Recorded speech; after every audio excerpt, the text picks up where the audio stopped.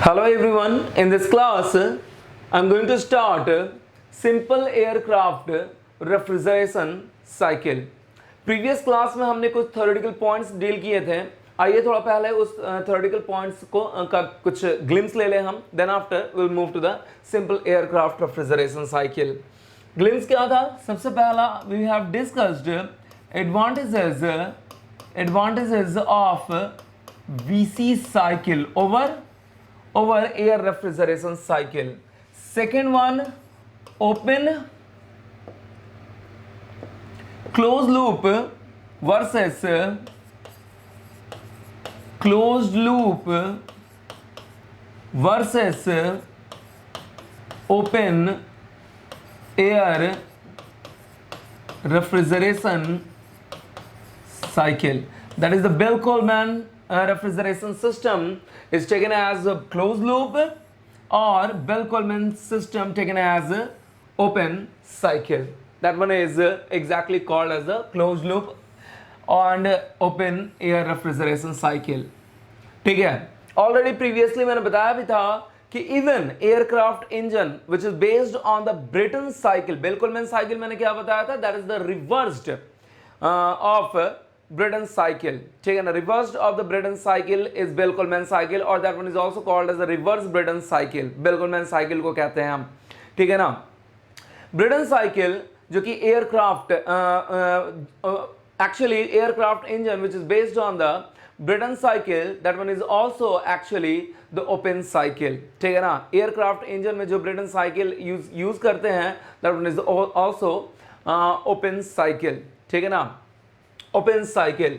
मैंने कहा कि क्लोज्ड लूप के कुछ इंडिविजुअल एडवांटेजेस मैंने बताए थे, ओपन साइकिल के भी कुछ एडवांटेजेस बताए थे. ठीक है. इवन क्लोज्ड लूप के कुछ डिसएडवांटेजेस भी बताए थे और इसके भी कुछ डिसएडवांटेजेस भी बताए थे. Already we have discussed all the disadvantages. ठीक है ना, एंड एडवांटेजेस. और उसके बाद मैंने क्या किया था? कंक्लूड भी किया था कि that one is actually act as simple air craft cycle. Simple aircraft cycle. Advantages इसका मैंने डील किया था, एडवांटेजेस कंक्लूड किया था फाइनली. उसके बाद इसका क्या किया था? डिसएडवांटेजेस कंक्लूड किया था. ठीक है. डिसएडवांटेजेस बताया था एयरक्राफ्ट साइकिल का, और एयरक्राफ्ट साइकिल का डिसएडवांटेजेस मैंने बताया था यही कि पावर पर टनेज ऑफ रेफ्रिजरेशन क्या होता है? बहुत हाई होता है. लेकिन फिर भी इसे एयरक्राफ्ट साइकिल में क्यों यूटिलाइज करते हैं? That is only because of the weight factor. ठीक है ना. वेट फैक्टर के कारण ओवरऑल पावर सेविंग, इंजन का जो ओवरऑल पावर सेविंग्स होता है वो इफिशियंटली हो जाता है. ठीक है. तो डिसएडवांटेजेस पावर पर टन ऑफ रेफ्रिजरेशन बहुत ज़्यादा होता है. And the second one is the ये ओपन साइकिल है, air directly goes to the cabin. तो अगर एयर आपका ह्यूमिड हुआ, already I have discussed, air आपका ह्यूमिड हुआ. ठीक है ना. What happen exactly? एयर अगर आपका ह्यूमिड हुआ at the end of the expansion, what happen? There may be formation of ice और there may be formation of fog, जिसके कारण आपका क्या होता है? रेफ्रिजरेशन लाइन क्या हो सकता है? क्लॉग हो सकता है. ठीक है ना. रेफ्रिजरेशन लाइन क्लॉग हो सकता है. That is exactly I have deal previously. और एक चीज और मैंने कहा था, बताया था, that is the necessity of the cooling in aircraft refrigeration system, जिसमें दो तरीके के हीट सोर्स को देखा था हमने.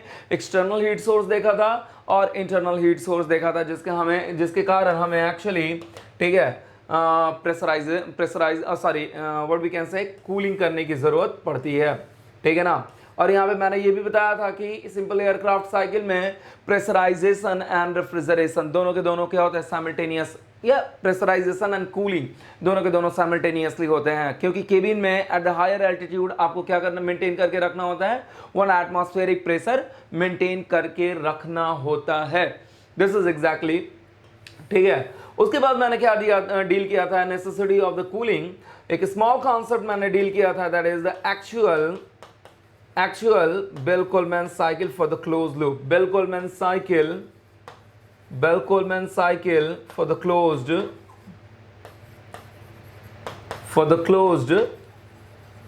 loop, जिसमें क्या देखा था हमने, irreversible adiabatic process in the compressor and expander, as well as there will be the pressure drop in the cooler and in the refrigerator due to the frictional losses as the air flows in the cooler. Heat exchanger, simple cooler is heat exchanger, as well as the refrigerator is heat exchanger, as the air flows in the cooler and what, refrigerator.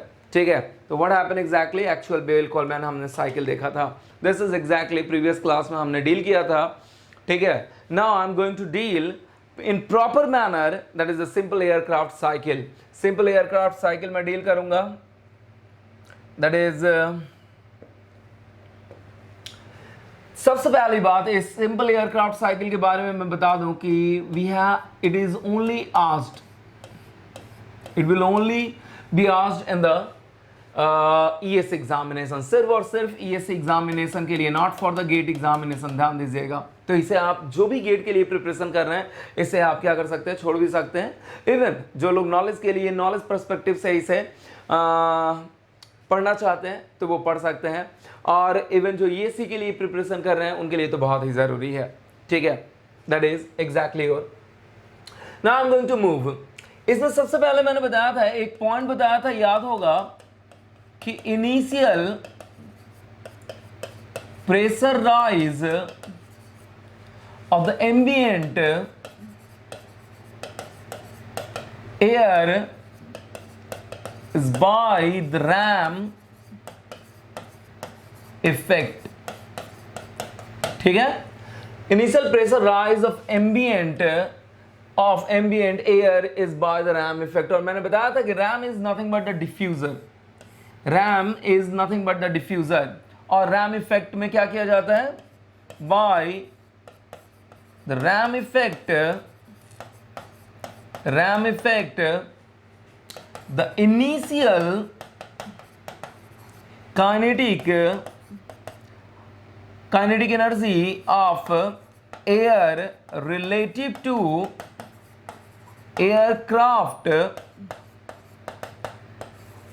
converted to enthalpy as a result,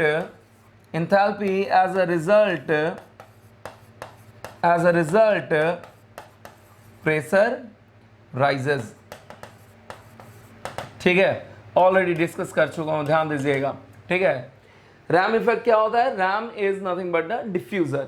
ठीक है ना, initial kinetic, क्योंकि मैंने बताया था कि eight the, ये देखिए, that is the actual TS diagram of the simple aircraft cycle. TS diagram of simple aircraft refrigeration cycle. TS diagram of simple aircraft refrigeration cycle क्या है आपका, यहाँ पे जो 1 to 2 प्रोसेस दिख रहा है, actually 1 to 2 process is the RAM effect, and you can say the process due to the RAM effect, process due to the RAM effect,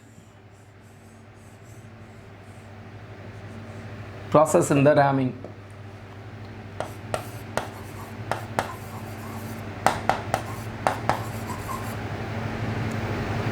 Process due to in the ramming, simply लिख दे रहा हूं मैं.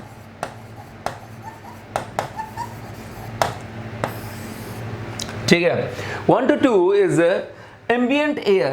ambient air actually यहाँ पे kinetic energy क्या होगा, बहुत ही large होगा, relative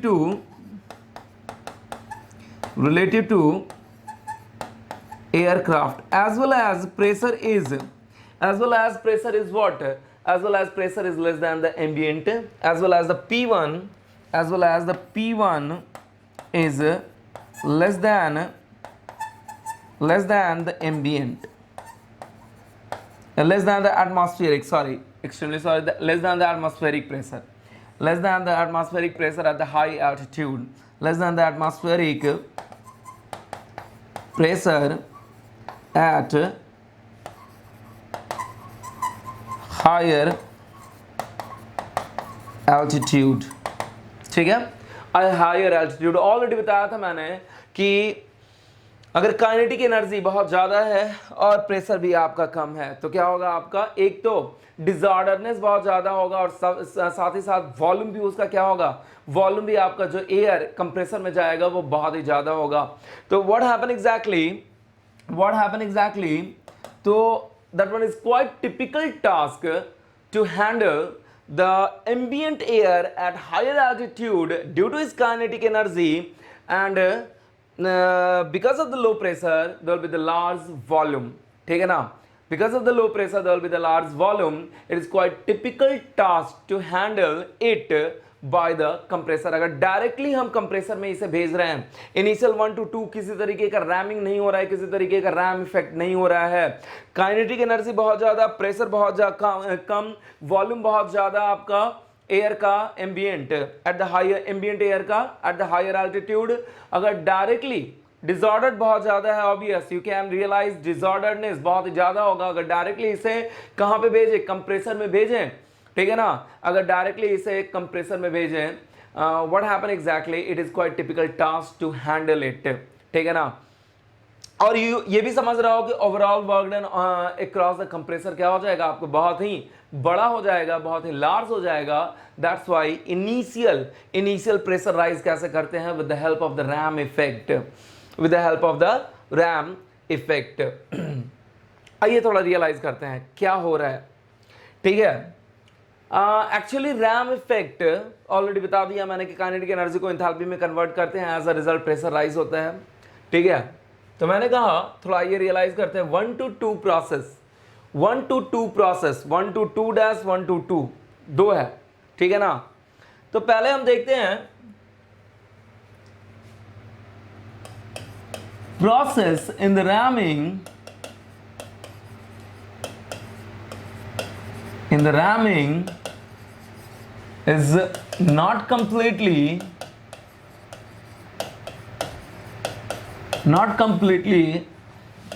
reversible adiabatic,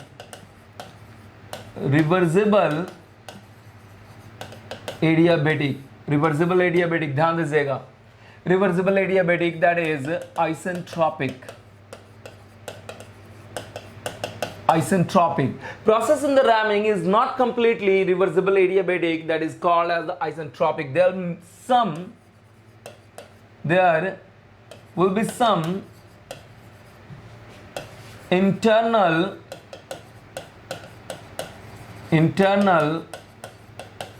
irreversibility, there will be some internal irreversibility, कुछ ना कुछ एज अ रिजल्ट क्या हो जाएगा आपका, इरिवर्सिबल एडियाबेटिक हो जाएगा। As a result process is irreversible adiabatic, process is as a result process is irreversible adiabatic, ठीक है। As a result process is irreversible adiabatic, ठीक है। तो यहाँ पे क्लियरली ध्यान से देखिए, 1 to 2, यहाँ पे डॉटेड लाइन को मैं सिंपली रेड लाइन से डिनोट कर दे रहा हूं। 1 to 2 is what, 1 to 2 dash is here, 1 to 2 dash here, 1 to 2 dash is isentropic process, ठीक है। 1 to 2 dash is isentropic process, or you can say reversible process, ध्यान दीजिएगा, ठीक है। 1 to 2 dash is isentropic process or reversible process, and 1 to 2 is irreversible adiabatic process. जो आपका solid line दिख रहा है 1 to 2, ठीक है। सॉलिड लाइन यहाँ पे देखिए, आपके मन में ये आ रहा होगा कि 1 to 2 इज इरिवर्सिबल प्रोसेस, तो आखिर इसे सॉलिड लाइन से क्यों दिखाया गया। एक्चुअली यहाँ पे सॉलिड लाइन से सिर्फ इसलिए दिखाया गया है कि this is the actual process, nothing else. 1 2 3 4 and 5 is the actual process.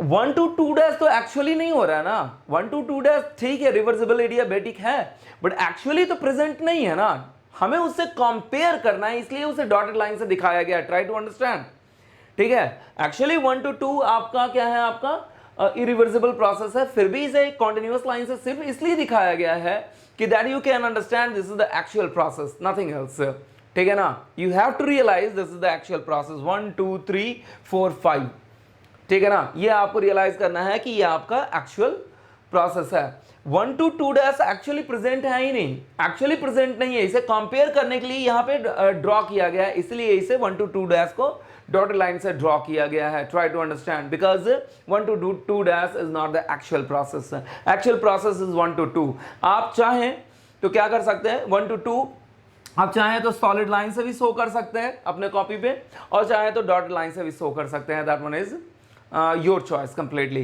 Because 1 to 2 irreversible process है, ठीक है। सिर्फ और सिर्फ सॉलिड लाइन इसलिए हमने यहाँ पे ड्रॉ किया है to realize that is the actual cycle, that is the actual process. Otherwise अपने कॉपी पे आप डॉटेड लाइन से भी शो कर सकते हो, डॉटेड लाइन भी ड्रॉ कर सकते हो, there be no problem at all, ठीक है। तो मैंने कहा 1 to 2, आइए देखते हैं। 1 to 2 is irreversible adiabatic process, और मैंने कहा कि रैम इफेक्ट क्या है actually. RAM is nothing but the ramming is in the diffuser, ramming is in the diffuser।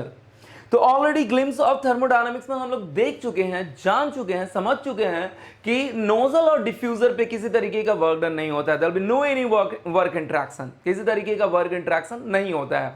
और एडियाबेटिक प्रोसेस है, चाहे इरिवर्सिबल हो चाहे रिवर्सिबल हो, ठीक है ना। रिवर्सिबल एडियाबेटिक, चाहे इरिवर्सिबल हो चाहे रिवर्सिबल हो, doesn't matter. What happen exactly, heat transfer क्या होगा आपका, तो हीट ट्रांसफर आपका 0 होगा। तो क्या लगा सकते हैं, SFEE, SFEE between 1 and 2। Try to realize please, ठीक है। मैंने कहा कि क्या लिख सकते हैं, SFEE बिटवीन 1 and 2, आपका heat transfer and heat transfer for the control volume is taken to be 0, as well as the work interaction for the control volume is 0. For the control volume is 0, is 0। Try to understand, ठीक है। SFE between 1 and 2, ये दोनों, तो अगर ये apply करें, और the third thing is then at the end of ramming, what happened, kinetic energy relative to aircraft is almost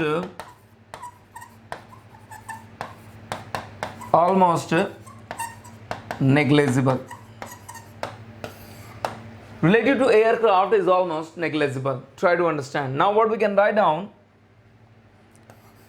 H2 dash, ऐसे कर लो, H1 H2 कर लो, it will be better। पहले H1 plus C1 square by 2। H1 is enthalpy at the 1 and C1 is the velocity at the 1, or you can say the C1 square by 2 the kinetic energy per unit mass at the 1, and finally कहाँ पे पहुंचा, H2 पे पहुंचा। I hope you can understand, I hope you can understand। finally कहाँ पे पहुंचा, 2 पे पहुंचा, ठीक है। finally 2 पे पहुंचा। try to understand H2।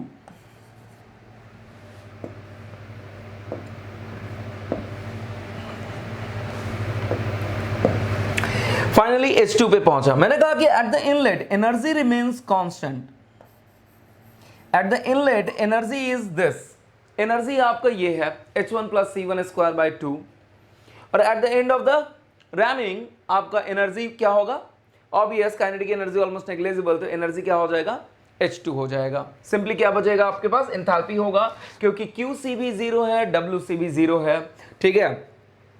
And the third thing is that, थोड़ा रियलाइज करना, मैंने कहा कि ये तो इरिवर्सिबल एडियाबेटिक प्रोसेस के लिए देख रहा हूं मैं। अगर रिवर्सिबल एडियाबेटिक प्रोसेस भी लगाया मैंने, अगर रिवर्सिबल एडियाबेटिक प्रोसेस भी लगाया तो क्या लिखूंगा मैं, if I am going to draw reversible adiabatic process, reversible adiabatic process के लिए अगर 1 to 2 डैश के लिए अगर लगाना चाह रहा हूं मैं, क्या लिख सकता हूं मैं, 1 पे तो वही आपका एनर्जी तो सेम ही रहेगा ना, C1²/2, लेकिन at the end of the ramming H2 dash. Now what we can say, the H2 and H2 dash क्या होगा आपका, सेम होगा। Now what we can say, from both one H1 H2 और H2 dash क्या होगा, H2 and H2 dash both are same, and we know that for the air what, the enthalpy is one and only function of temperature, ठीक है, सिर्फ और सिर्फ function of temperature है। तो Cp air T2 and Cp air T2 dash,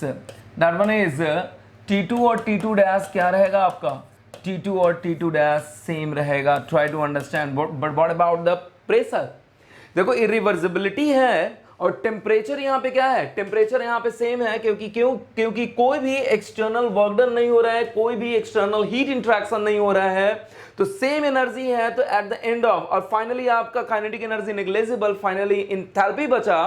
तो मैंने कहा कि what happen exactly, what happen, आपका फाइनल एंथैल्पी T2 और T2 डैश, फाइनल एंथैल्पी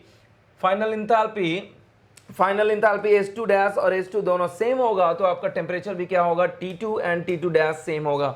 लेकिन इरिवर्सिबिलिटी है तो कुछ ना कुछ तो लॉस होगा ना, सेम काइनेटिक एनर्जी है, सेम एंथैल्पी है। तो मैंने कहा कि eight the end of the isentropic process के एंड में आपका टेम्परेचर सेम रहेगा, इरिवर्सिबल एडियाबेटिक प्रोसेस के एंड में आपका टेम्परेचर सेम रहेगा, लेकिन इरिवर्सिबिलिटी है तो कुछ ना कुछ तो लॉस होगा, कुछ ना कुछ तो लॉस होगा। Due to that irreversibility, what happen exactly, due to that irreversibility क्या लॉस हो रहा है, थोड़ा रियलाइज करें। Due to that irreversibility there will be the decrement in the pressure, there will be the decrement in the pressure. Try to realize, ram pressure at the end of the ramming, at the end of the ramming pressure क्या हो जाएगा, reduce कर जाएगा। आपका isentropic process के case में आपका pressure कितना होना चाहिए था, P2 dash, but at the end of the irreversible adiabatic process in the RAM effect the pressure will be P2, the pressure will be P2, here P2 is less than P2 dash, P2 is less than P2 dash, ठीक है ना। तो यहां पे लिख दे रहा हूं मैं, due to irreversibility pressure drop at the end of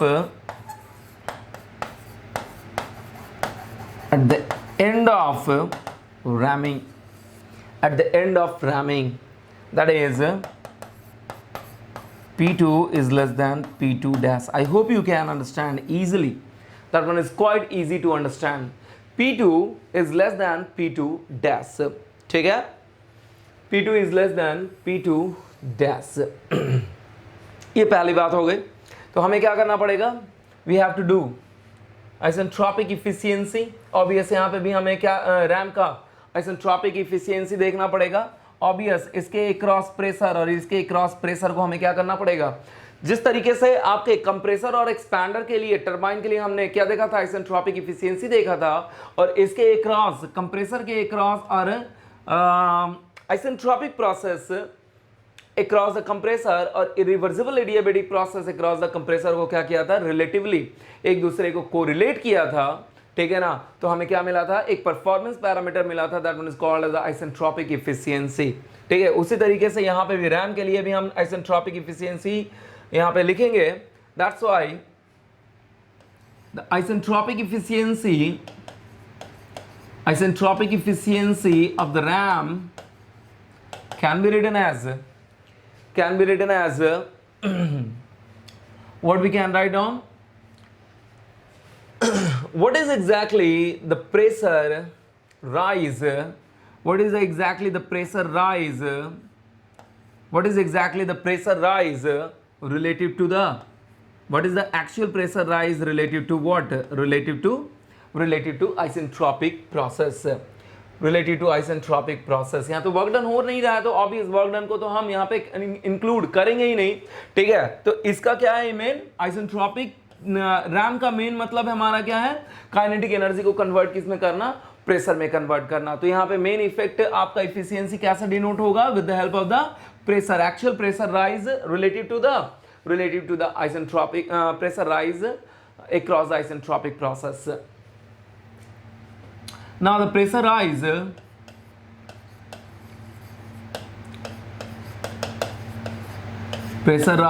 actual by the pressure rise isentropic. ठीक है. Now what we can write down, that is P2 minus P1, that is the P2 dash minus P1, isentropic efficiency of the RAM. अब कैसे find out करेंगे? यानी कि ये आपके question में क्या रहेगा? गिवन होगा. Isentropic efficiency of the ram आपके क्वेश्चन में गिवन होगा. अब थोड़ा ध्यान दीजिएगा. We can easily calculate the value of P2. वी कैन easily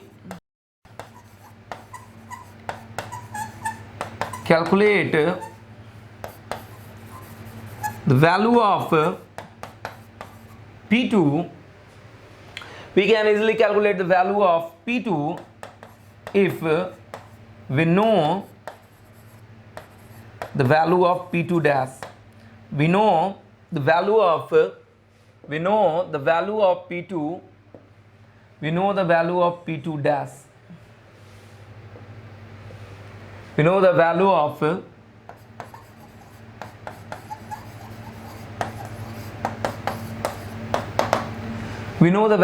P2 dash. Try to understand. We can easily calculate the value of P2 if we know the value of P2 dash. अब P2 dash का value कैसे find out करेंगे? How we can find out the value of P2 dash? 1 to 2 आपका क्या है? 1 to 2 dash is reversible adiabatic process ना. 1 to 2 dash reversible adiabatic process. Reversible adiabatic process. ठीक है, तो कैसे फाइंड आउट कर सकते हैं? T2 dash by T1 is equal to P2 dash by P1 to the power gamma minus 1 by gamma. Gamma minus 1 by gamma. Gamma is adiabatic index. Obvious. Gamma is adiabatic index. Gamma is adiabatic index. Gamma is adiabatic. Gamma is adiabatic index. Now you can realize. तो यानी कि P2 dash मिल जाएगा, but we don't know the value of P2. T1 हमें पता रहेगा, T2 का value हमें पता नहीं है. T2 का वैल्यू कैसे फाइंड आउट करेंगे? T2 के वैल्यू को फाइंड आउट करने के लिए आपके क्वेश्चन में बहुत सारा इन्फॉर्मेशन दिया रहेगा. Try to understand. T2 के वैल्यू को फाइंड आउट करने के लिए कहाँ से मूव करेंगे हम? T2 के वैल्यू को फाइंड आउट करने के लिए we can move from here. ठीक है ना, we can move from here. आइए बढ़ते हैं हम आगे. इसके कैलकुलेशन को बढ़ाते हैं हम आगे. We can move from here. देखिए H1 plus C1 square by 2 is equal to H2 dash लिख सकते हैं. I hope you can understand. चलिए जब लिख सकते हैं तो आगे बढ़ते हैं. इसके कैलकुलेशन को हम आगे बढ़ाते हैं. I am going to move onwards. That is H1 plus C1 square by 2 is equal to H2 dash. H2 is equal to H2 dash. Now you can realize CP T2 dash is equal to CP T2, क्योंकि already हम जानते हैं T2 और T2 dash दोनों के दोनों क्या होंगे? सेम होंगे. Now CP T2 is equal to CP T1 plus C1 square by 2. ठीक है। Now what we can write down T2 dash by T1, now you can realize, ठीक है, T2 dash by T1, तो दोनों same है, तो there be no problem at all, already लिख चुका हूं मैं T2 is equal to T2 dash, तो दोनों में से कुछ भी लिखिए कोई दिक्कत नहीं है। T2 dash by T1 क्या लिख सकते हैं, that one is CP sorry actually sorry, देखिए इस Cp को मैंने डिवाइड कर दिया तभी तो T2 डैश माइनस T1 लिखा है, ठीक है, थोड़ा ध्यान दीजिएगा, इसमें Cp T1 से मैंने डिवाइड कर दिया है दोनों तरफ, तो ये क्या हो गया आपका, that one becomes 1 C1 square by 2 Cp into T1। इसे और क्या लिख सकते हैं, मैंने कहा कि जो इंफॉर्मेशन दिया रहेगा उसके अकॉर्डिंग मूव करते हैं। मैंने कहा कि थोड़ा रियलाइज करना, Cp minus CV is equal to R and Cp by CV is equal to gamma, दोनों के बारे में हम जानते हैं। अगर इस तरीके से दोनों को सॉल्व करते हुए आप Cp लिखोगे तो Cp can be written in terms of the gamma, that is gamma R by gamma minus gamma minus 1। अगर दोनों को आप सॉल्व करोगे तो Cp क्या मिलेगा और Cv क्या मिलेगा, R बाई गामा माइनस 1, ठीक है, R by gamma minus 1, this is exactly your. तो थोड़ा देखिए ध्यान से, gamma R by gamma minus 1, ठीक है, तो that is equal to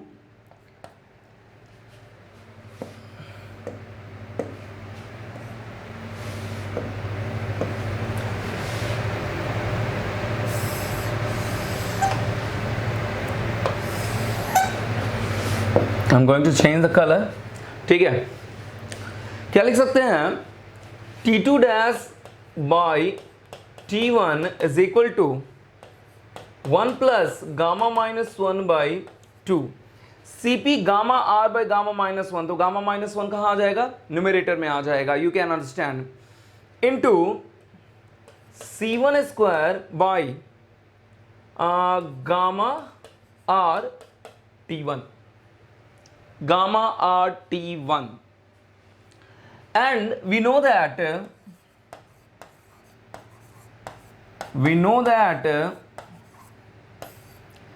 velocity of sound in the air, velocity of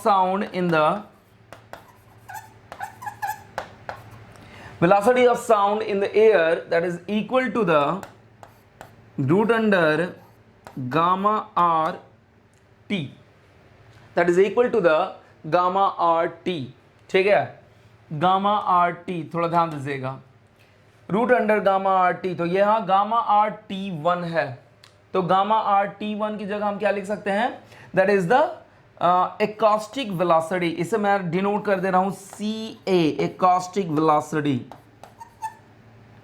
acoustic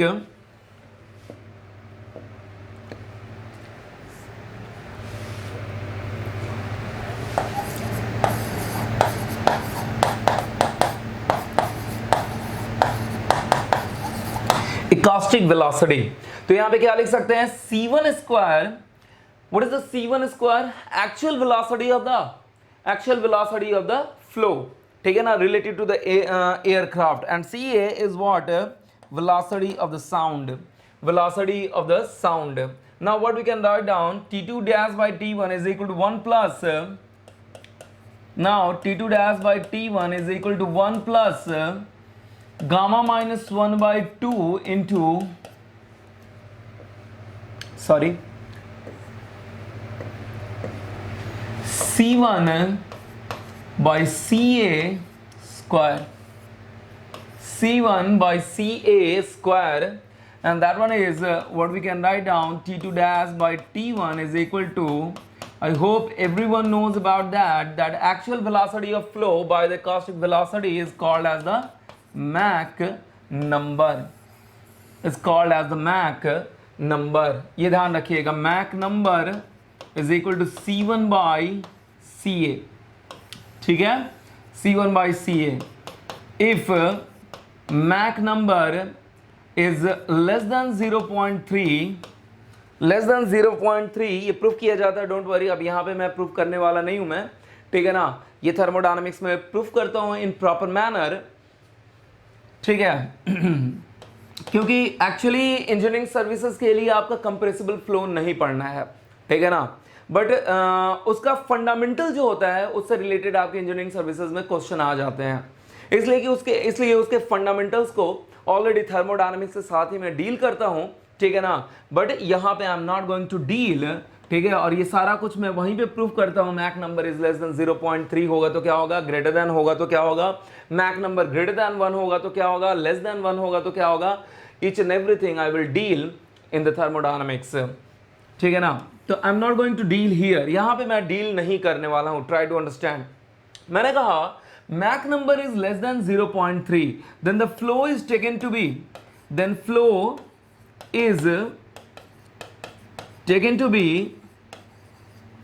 be incompressible। अगर यहीं पे मैक नंबर ग्रेटर देन 0.3 हो जाए, 0.3, then what happen? Then what happen? Then what happen? Flow is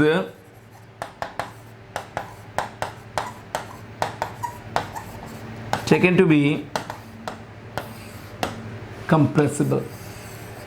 flow is taken to be compressible, ये ध्यान दीजिएगा, ठीक है। ऑलरेडी फ्लूइड मैकेनिक्स में थोड़ा बहुत बता चुका हूं, इवन ये मैक नंबर 0.3 प्रूफ भी करा चुका हूं। प्रीवियस लेक्चर आप फॉलो करना फ्लूइड मैकेनिक्स का, देन यू कैन रियलाइज। ये प्रूफ भी करा चुका हूं फ्लूइड मैकेनिक्स में मैं, ठीक है ना, ऑलरेडी प्रूफ भी करा चुका हूं। और ये भी बता चुका हूं कि even in the what sometime fluid mechanics की बात करें तो फ्लूइड मैकेनिक्स का जो मेनली हमारा सिलेबस बेस्ड है वो किस पे बेस्ड है, इनकम्प्रेसिबल फ्लो पे बेस्ड है, ठीक है ना। तो मैंने वहां पे बताया भी था कि इवन एयर फ्लो को भी हम क्या लेते हैं अपने फ्लूइड मैकेनिक्स में, ठीक है ना, क्योंकि मैंने बताया फ्लूइड मैकेनिक्स का ऑलमोस्ट सिलेबस किस पे बेस्ड है, आपका इनकम्प्रेसिबल फ्लो पे बेस्ड है। इवन फ्लूइड मैकेनिक्स में एयर फ्लो को भी हम क्या लेते हैं, that one is taken to be incompressible. क्यों? क्योंकि उसके लिए मैक नंबर क्या होता है, मैक नंबर 0.3 से लेस होता है, और इस मैक नंबर 0.3 से लेस होने के कारण density variation less than the 5% होता है। अगर density variation less than the 5% होगा किसी भी फ्लो में, that flow can be taken to be incompressible. ये बात ध्यान रखिएगा, दिस इज एग्जैक्टली, तो ध्यान रखना प्लीज, ठीक है। मैंने कहा कि Mach number and that Mach number is always specific for particular air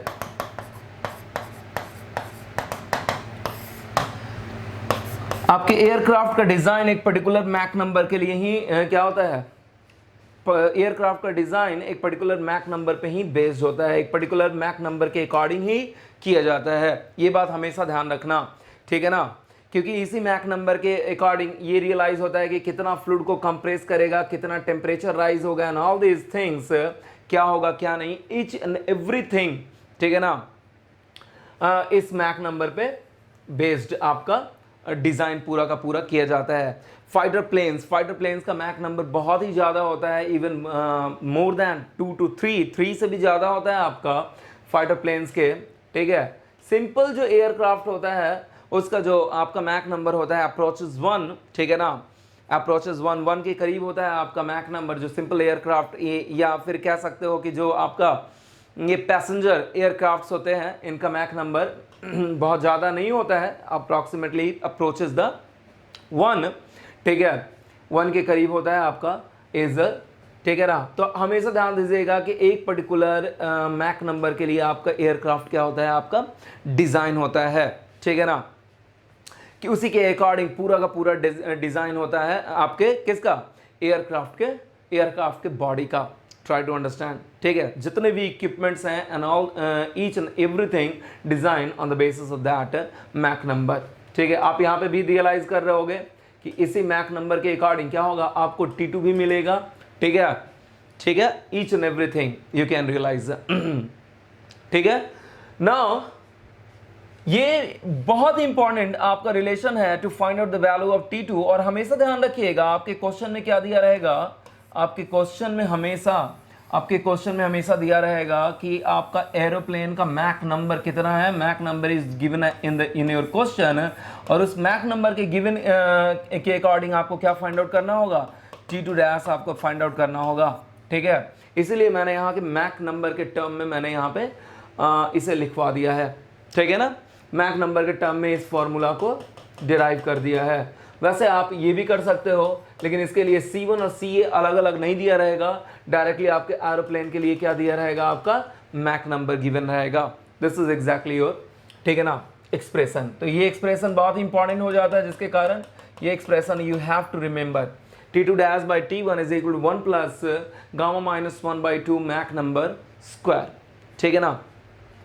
ये हो गया आपका, ये T2 डैश कैसे निकलेगा ये मिल गया हमें। जब T2 डैश निकल जाएगा ना, you can realize, you can easily find out the value of the P2 dash, और P2 डैश निकल जाएगा।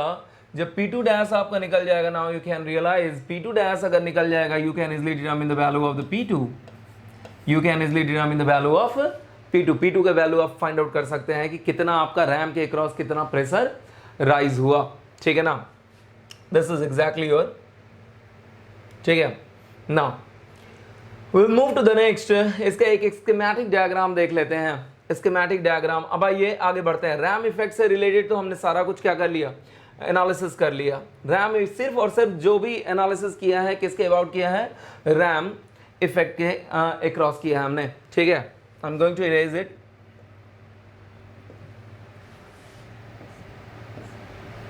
ठीक है। I am going to change the colour actually.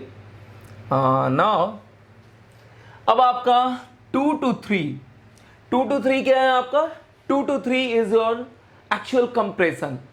2 to 3 is actual compression, और ये एक्चुअल कंप्रेशन कहां पे हो रहा है, ऑलरेडी बता चुका हूं मैं, मेन टर्बो इंजन में हो रहा है, मेन टर्बो कंप्रेसर में हो रहा है, जो इंजन के लिए भी आपका सेम है। और आपका उसी में से कुछ एयर ब्लीड आउट किया जाता है for the refrigeration purpose. I hope you can understand, already बता चुका हूं, ये सारा कुछ बता चुका हूं मैं, ठीक है ना। Already I have discussed.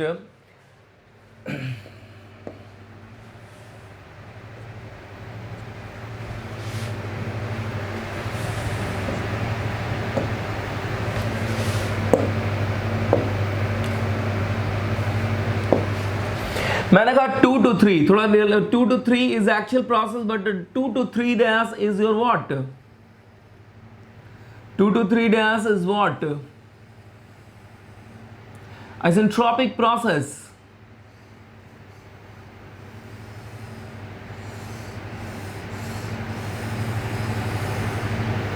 ठीक है। 2 to 3 dash is your isentropic process, और 4 to 5 यहीं पे लिख दे रहा हूं मैं,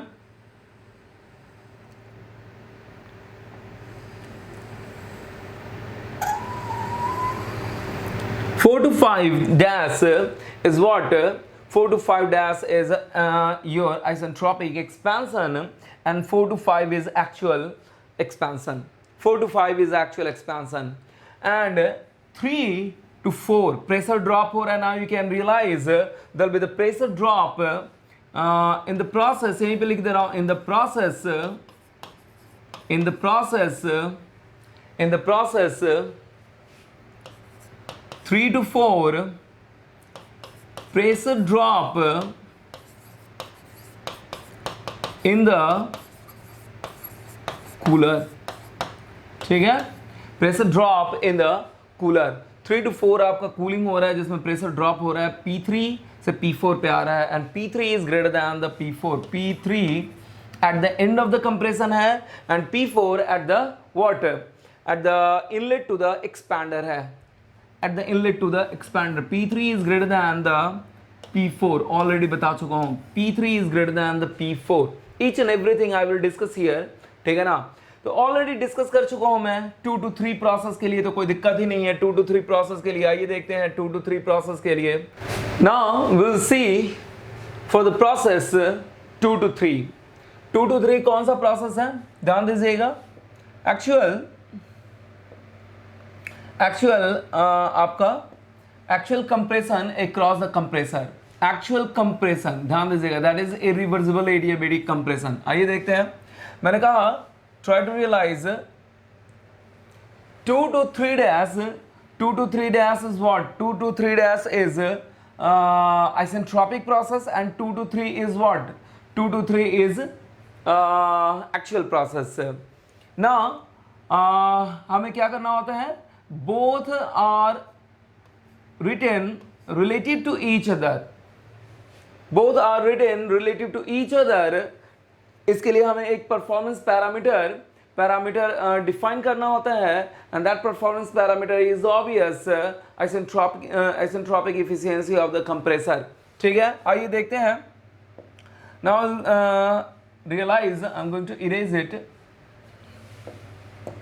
ठीक है, तो मैंने कहा कि this is actual 2 to 3 is actual, 2 to 3 dash is isentropic, and we have to correlate both of them relative to each other. Now we will define, obvious, I have discussed previously, that is called as we have to define a performance parameter, that one is called as isentropic efficiency of the compressor। ठीक है, in the same way 4 to 5 we will discuss later। 4 to 5 के लिए आपका क्या है, what is exactly for the 4 to 5?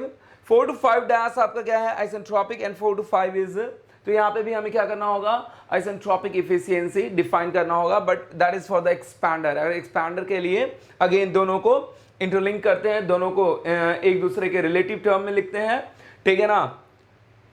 And यहाँ पे भी हमें एक परफॉर्मेंस पैरामीटर डिफाइन करना पड़ता है, that one is called the isentropic efficiency of the expander in the case of expander as well, or turbine। आइए देखते हैं 2 to 3 प्रोसेस क्या लिख सकते हैं, that is the power input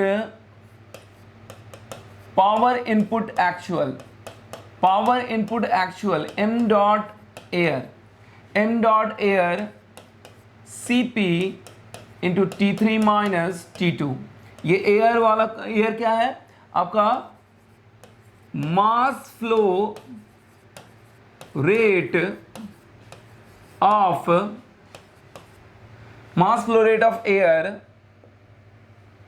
mass flow rate of air, ध्यान दीजिएगा, इसके बारे में डील करूंगा मैं। मास flow rate of air which is bleed out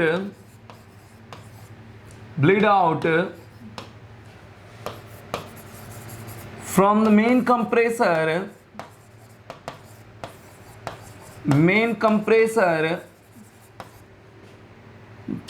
compressor for the refrigeration purpose,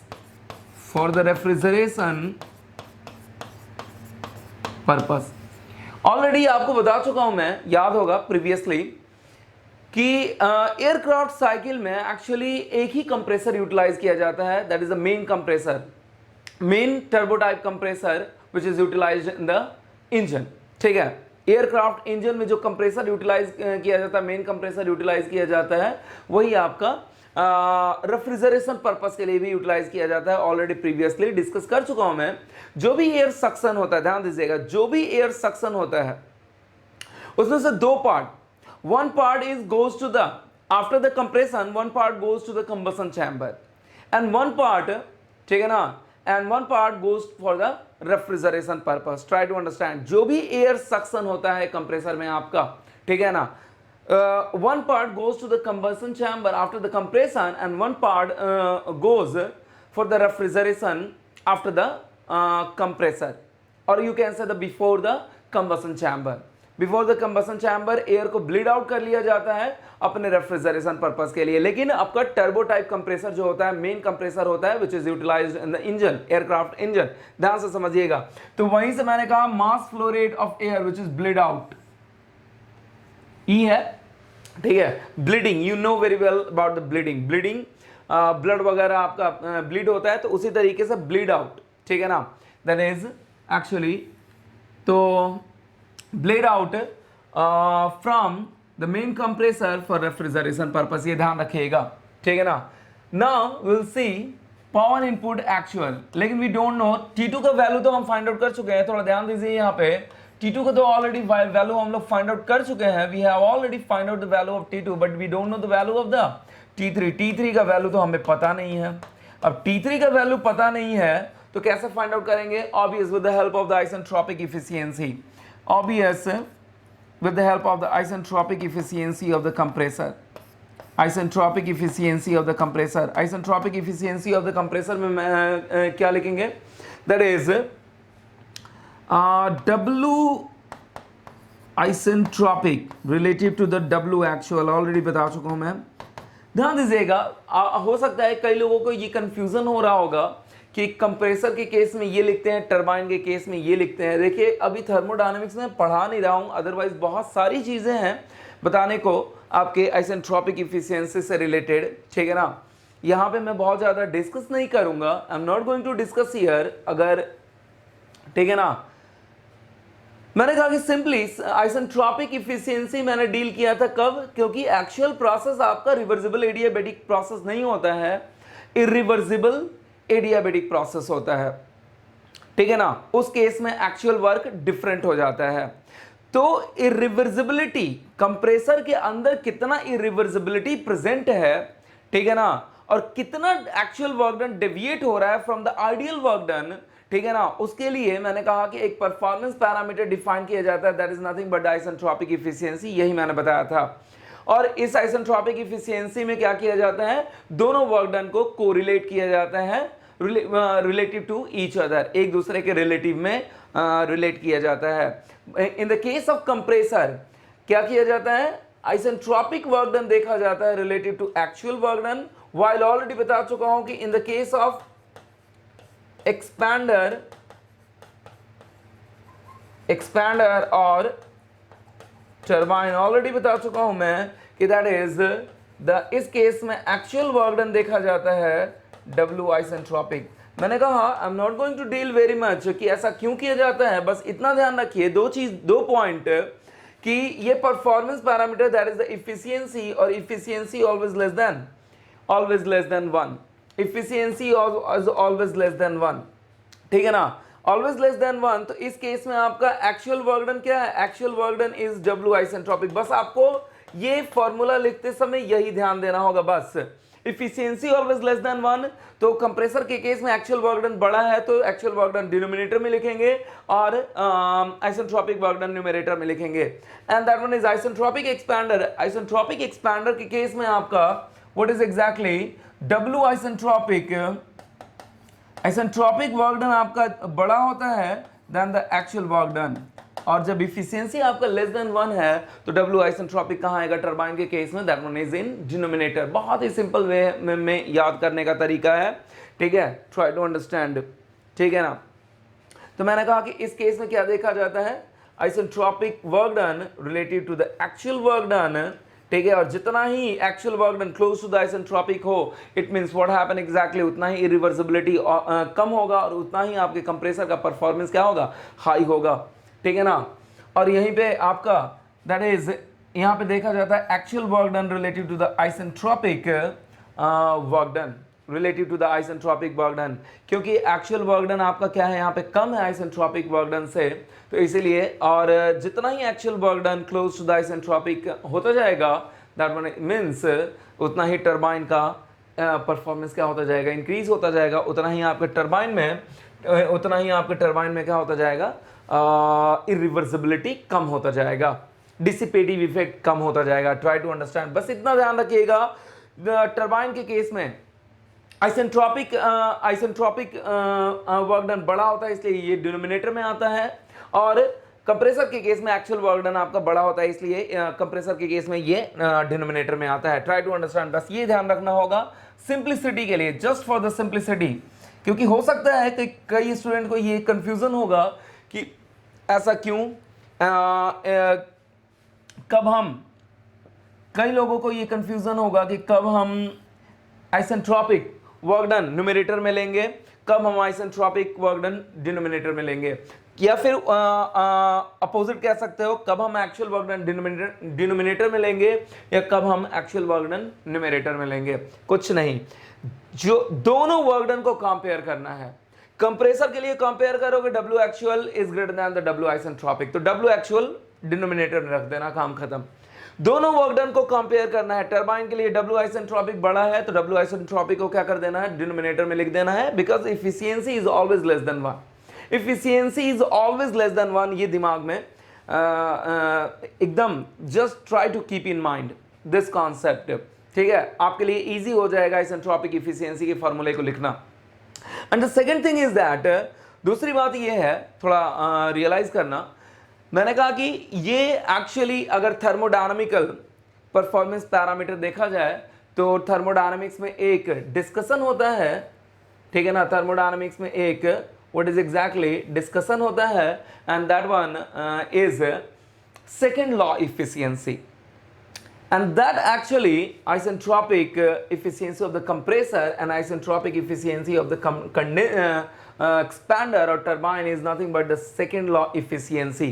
Second law efficiency, try to understand second law efficiency. और second law efficiency में क्या होता है, I'm not going to discuss more, थोड़ा बहुत मैंने बता दिया कि आखिर ये परफॉर्मेंस पैरामीटर है, तो आपके दिमाग में ये कंफ्यूजन हो सकता है कि एक बार आइसेंट्रोपिक को रिलेट को isentropic work done related to actual work done, और दूसरा टरबाइन के लिए actual work done related to the isentropic, ऐसा क्यों लिखते हैं। और जब जनरलाइज्ड फार्मूला किसके लिए, जनरलाइज्ड फार्मूला जब सेकेंड लॉ इफिशियंसी के लिए आप देखोगे, जनरलाइज्ड फार्मूला आप सेकेंड लॉ इफिशियंसी के लिए देखोगे, देन यू कैन रियलाइज कि ऐसा क्यों लिखते हैं। And the second thing is that, मैंने कहा सिंप्लिसिटी के लिए इतना कॉन्सेप्ट हम नहीं समझने जाएंगे हियर, अगर सिंप्लिसिटी के लिए रियलाइज किया जाए तो सिंप्लिसिटी के लिए ये रियलाइज किया जाए कि लेस देन 1 है तो W एक्चुअल आपका यहाँ पे डिनोमिनेटर में आ जाएगा, लेस देन 1 है तो W आइसेंट्रोपिक एक्सपैंडर के केस में आपका डिनोमिनेटर में आ जाएगा। That is one is your main concept. Now I am going to move our calculation. W isentropic क्या लिख सकते हैं, that is simply written as H3 dash minus H2 by H3 minus H2. That one is simply written as the T3 dash minus T2 by T3 minus T2. From here you can easily get the value of T3 if you can determine the value of T3 dash, ठीक है ना। तो T3 dash की value को अगर find out कर लोगे तो T3 मिल जाएगा, और T3 मिल जाएगा तो power input to the actual ये मिल जाएगा। चलिए आइए देखते हैं कि how we can find out the value of T3 dash. T3 dash by T2 according to the isentropic process, P3 dash by P2 to the power gamma minus 1 by gamma, and that one is also written as the P3 by P2 to the power gamma minus 1 by gamma. This one is your, ठीक है, already discuss कर चुका हूं मैं। यहाँ पे थोड़ा realise करिए, that one is P3 is equal to P3 dash, P3 is equal to P3 dash, ठीक है ना। P3 is equal to P3 dash. Now I'm going to move onwards, आगे बढ़ते हैं। तो ये हो गया आपका, that is for the compressor, compressor के लिए हो गया। Now will move for the 3 to 4 process. Heat rejection in the cooler. Heat rejection in the cooler. Now क्या अप्लाई करेंगे, ऑब्वियस SFEE। SFEE ध्यान दीजिएगा, SFEE के बारे में ऑलरेडी बता चुका हूं ग्लिम्स ऑफ थर्मोडायनामिक्स में। यहां पे सिर्फ और सिर्फ एक ही assumption है कि that is the flow is steady, flow is steady, and बाकी कोई assumption यहां पे नहीं है। There will be nothing assumption in the SFEE। It means that SFEE के बारे में याद रखिएगा, it is valid for reversible as well as for irreversible as well as for irreversible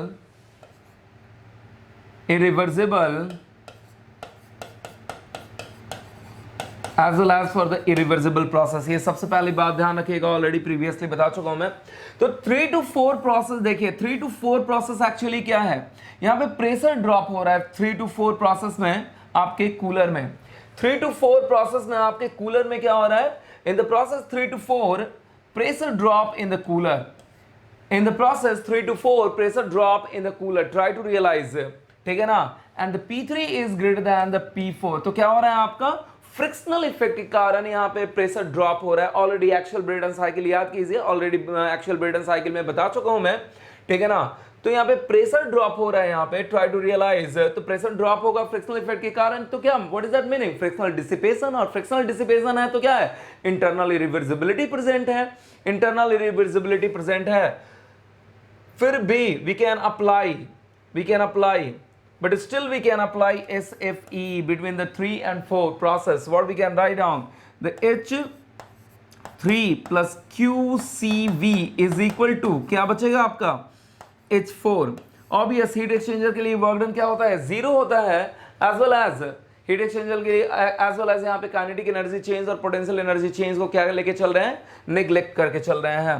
relative to the obvious, relative to the aircraft, try to understand. Now the QCV can be written as the H4 minus S3, and that can be written as the T4 minus T3 QCV. Now you can realize T4 is less than T3, तो QCV का value क्या मिलेगा, what is the value of the QCV is equal to the negative।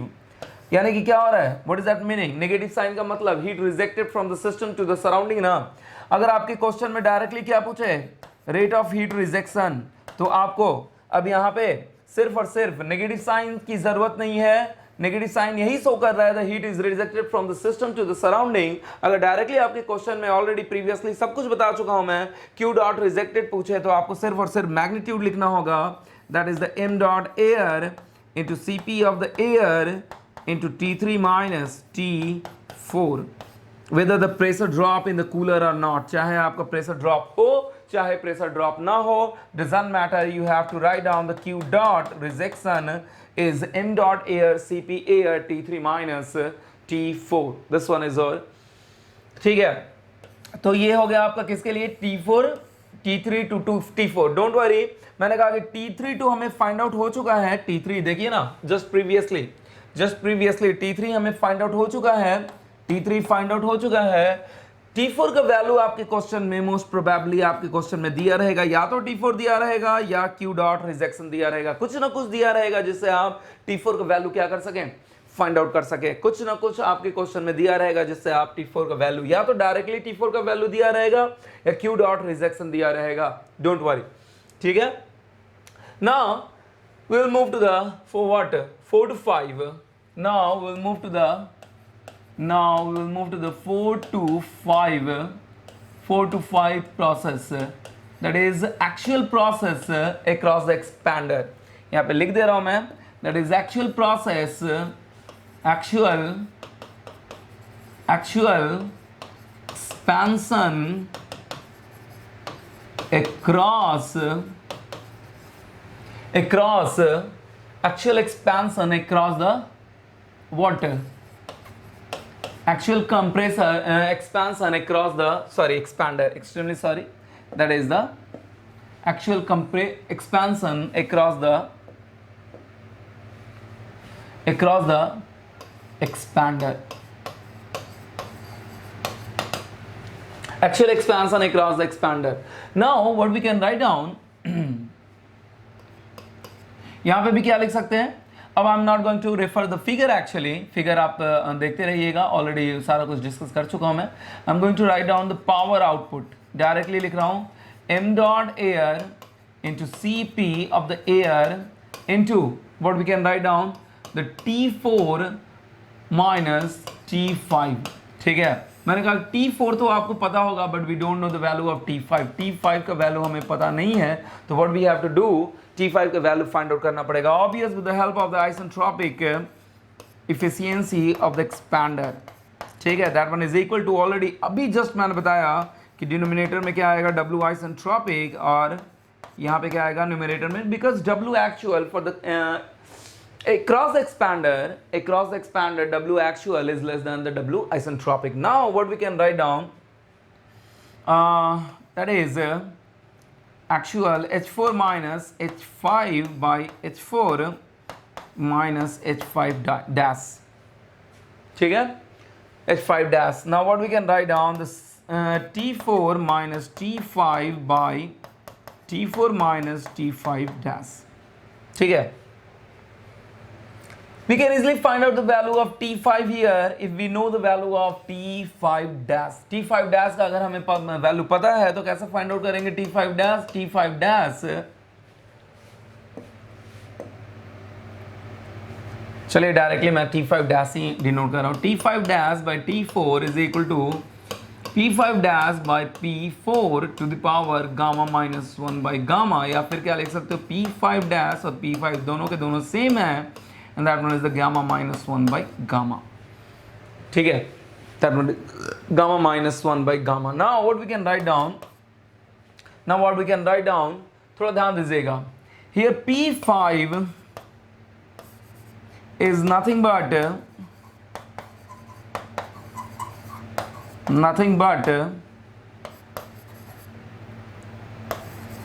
pressure of air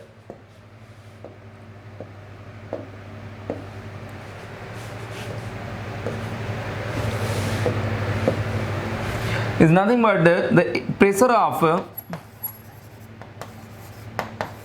air which directly sent to the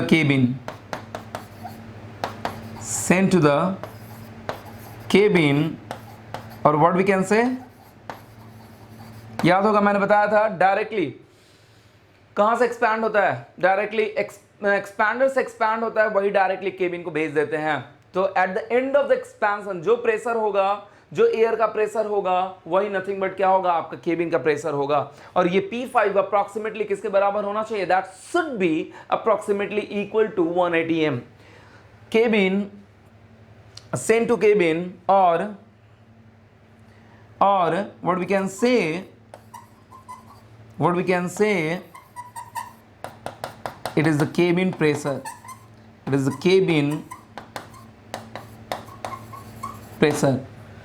is quite, यहीं पे लिख दे रहा हूं मैं, ज़्यादा दूर नहीं जाऊंगा मैं. I am still using here, देखिए थोड़ा ध्यान से, दूसरे कलर से कर दे रहा हूं मैं. ठीक है, इस लैंग्वेज को यहीं पे बढ़ा रहा हूं मैं, यहाँ से. ठीक है,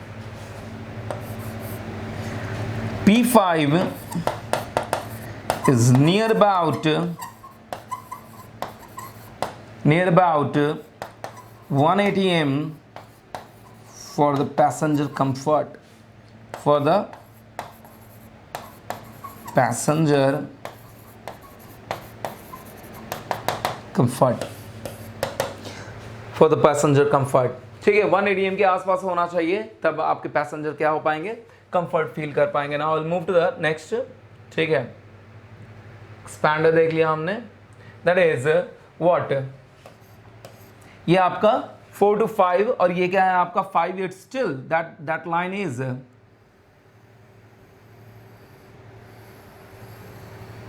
that line is for the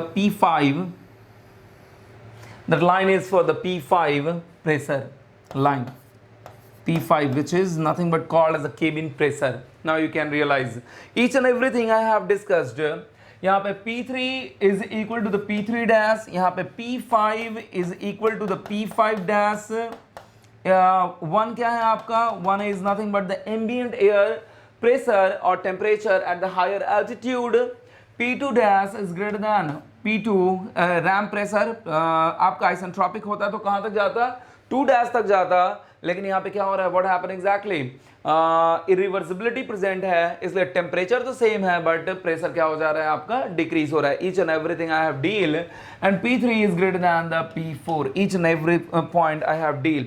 और 5 पे आउट होके directly it send to the, it goes to the यहाँ पे मैं I am going to draw with the different colour actually, ठीक है। 5 पे निकल के क्या होता है, it goes to the cabin, it goes to the cabin, और केबिन में जाता है तो क्या होता है, इसका टेम्परेचर राइज होगा, ऑब्वियस इसका टेम्परेचर राइज होगा क्योंकि केबिन का टेम्परेचर 25 डिग्री सेल्सियस पे मेंटेन है, क्योंकि केबिन का टेम्परेचर आपका 25 डिग्री सेल्सियस पे मेंटेन है, दैट्स वाई इसका टेम्परेचर 5 एक्सपैंडर से बाहर निकल के डायरेक्टली केबिन में जाएगा, वो एयर क्या होगा, वो एयर फर्दर 25 डिग्री सेल्सियस पे आपका मेंटेन हो जाएगा। ट्राई टू अंडरस्टैंड, ठीक है। आपके क्वेश्चन में दिया रहेगा, डोंट वरी, कि केबिन प्रेशर केबिन टेम्परेचर कितने में मेंटेन किया जा रहा है, समहाउ हो सकता है 24 डिग्री सेल्सियस पे मेंटेन हो, 23 डिग्री सेल्सियस पे मेंटेन हो, बट इसी के आसपास मेंटेन रहता है, क्योंकि ह्यूमन कंफर्ट, पैसेंजर कंफर्ट के लिए आपका ये टेम्परेचर मेंटेन होना बहुत ज़रूरी है, ठीक है ना, इसी के आसपास टेम्परेचर मेंटेन होना बहुत ज़रूरी है, दैट वन इज, ठीक है ना। तो डोंट वरी, जब एयर कंडीशनिंग सिस्टम पढ़ेंगे हम लोग, एयर कंडीशनिंग सिस्टम पढ़ेंगे तो थोड़ा बहुत ह्यूमन कंफर्ट के बारे में, थोड़ा बहुत, नॉट लिटिल बिट, बहुत ज़्यादा हमें अपने सिलेबस में नहीं पढ़ना है, but we will discuss a little bit about the human comfort, ठीक है ना। अपने आप सारा कुछ समझने लगोगे आप, ठीक है ना। तो मैंने कहा 5 to 1 आपका केबिन आपका कितने पे है, 25 डिग्री सेल्सियस अप्रॉक्सीमेटली, ठीक है ना। कम भी हो सकता है, 24 भी हो सकता है, 23 भी हो सकता है, बट ऑलमोस्ट इसी के आसपास होता है, इसी के रेंज के आसपास होता है फॉर द ह्यूमन कंफर्ट, और टेम्परेचर आपका क्या होगा, राइज हो जाएगा, ठीक है ना। एंड दैट इज, टेम्परेचर आपका राइज हो जाएगा, फिर फर्दर यही आपका ओपन साइकिल है, directly send to the cabin, फिर फर्दर आपका एटमॉस्फेयर से लिया जाएगा, फिर इसे कंप्रेस किया जाएगा, कूल किया जाएगा, फिर केबिन को भेजा जाएगा, फिर आपका एम्बिएंट से लिया जाएगा, कंप्रेस किया जाएगा, फिर आपको आपका केबिन को भेजा जाएगा, केबिन में भेजा जाएगा after the expansion, after the expander, ठीक है ना। That is exactly your what, that is exactly your open cycle, simple aircraft cycle. Now यहाँ पे बात यह है कि अब आरई कैसे डील करेंगे, how we can deal the value of RE, RE के वैल्यू को कैसे डील करेंगे, आरई के वैल्यू को कैसे डील करेंगे, how we can deal the value of RE. यहाँ पे लास्ट पॉइंट है आपका रेफ्रिजरेशन इफेक्ट और refrigeration capacity for the simple air craft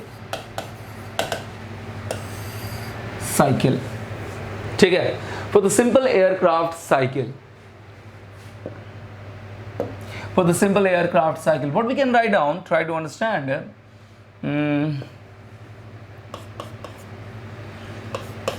RC is equal to m dot air, जितना केबिन में जा रहा है, CP air, टेम्परेचर कितना राइज हुआ एयर का, एयर का टेम्परेचर राइज हुआ, T केबिन, ध्यान दीजिएगा, T cabin, temperature of the cabin, क्योंकि केबिन टेम्परेचर तक ही राइज होगा, and that one is the T5, this is the value of RC, T cabin by the minus T5, ठीक है, because air temperature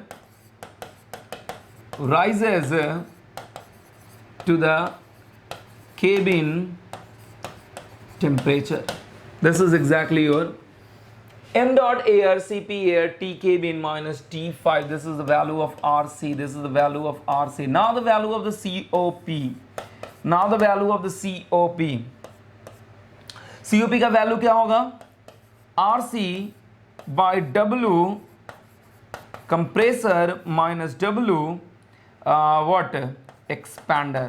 Now this is the value of COP, this is the value of COP, ध्यान दीजिएगा, ये COP है, that is RC by W compressor minus W expansion.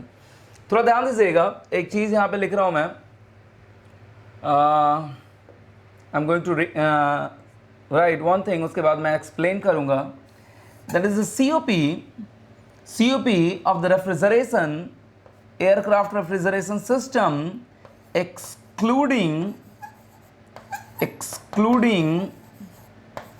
excluding work done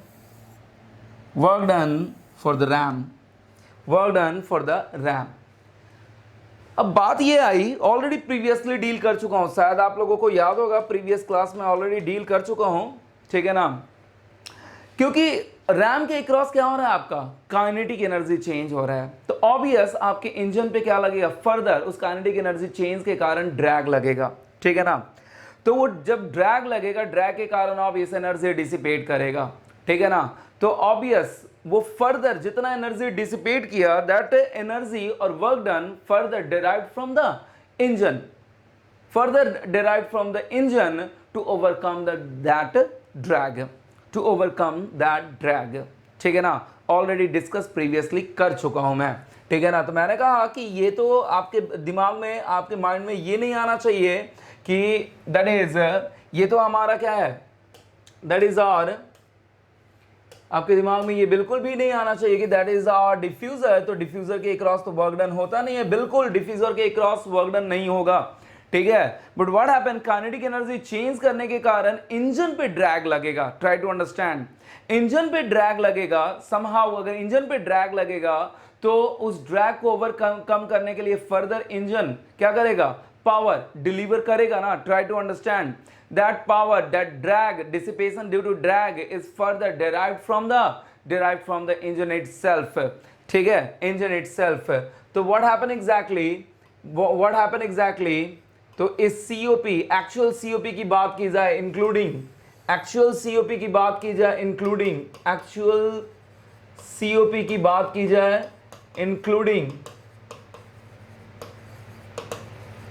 including work done across the ram, ठीक है। तो ध्यान दीजिए कि मैंने कहा कि इसके लिए आपका रैम इज अ डिफ्यूजर, इसके अक्रॉस जो मैंने यहाँ पे SFE लिखा है उसमें वर्क डन नहीं लिया था, लेकिन थोड़ा ध्यान दीजिए कि इस रेफ्रिजरेशन के लिए इस रैम के कारण जो ड्रैग लग रहा है, उसके कारण फर्दर इंजन क्या कर रहा है आपका, रैम के कारण जो ड्रैग लग रहा है फर्दर वो इफेक्ट एक्चुअली इंजन पे ही आ रहा है, इफेक्ट आपका इंजन पे आ रहा है। तो फर्दर इस ड्रैग को ओवरकम करने के लिए इंजन क्या कर रहा है, पावर को, further the power is derived from the engine to overcome that drag. तो फर्दर यानी कि रेफ्रिजरेशन में वो भी पावर इंक्लूड हो जाएगा ना जो इंजन पे ड्रैग लग रहा है, ट्राई टू अंडरस्टैंड, ठीक है।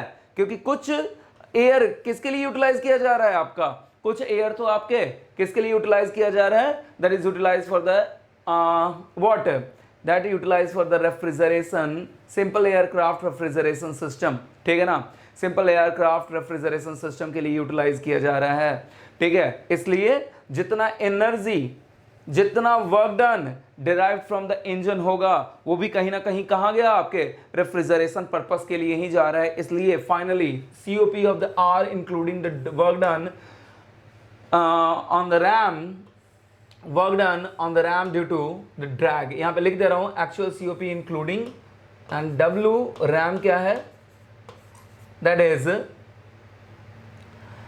what is exactly energy और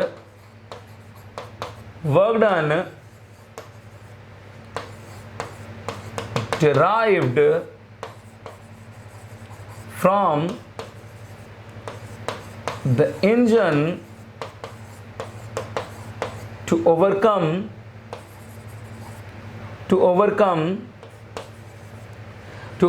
the drag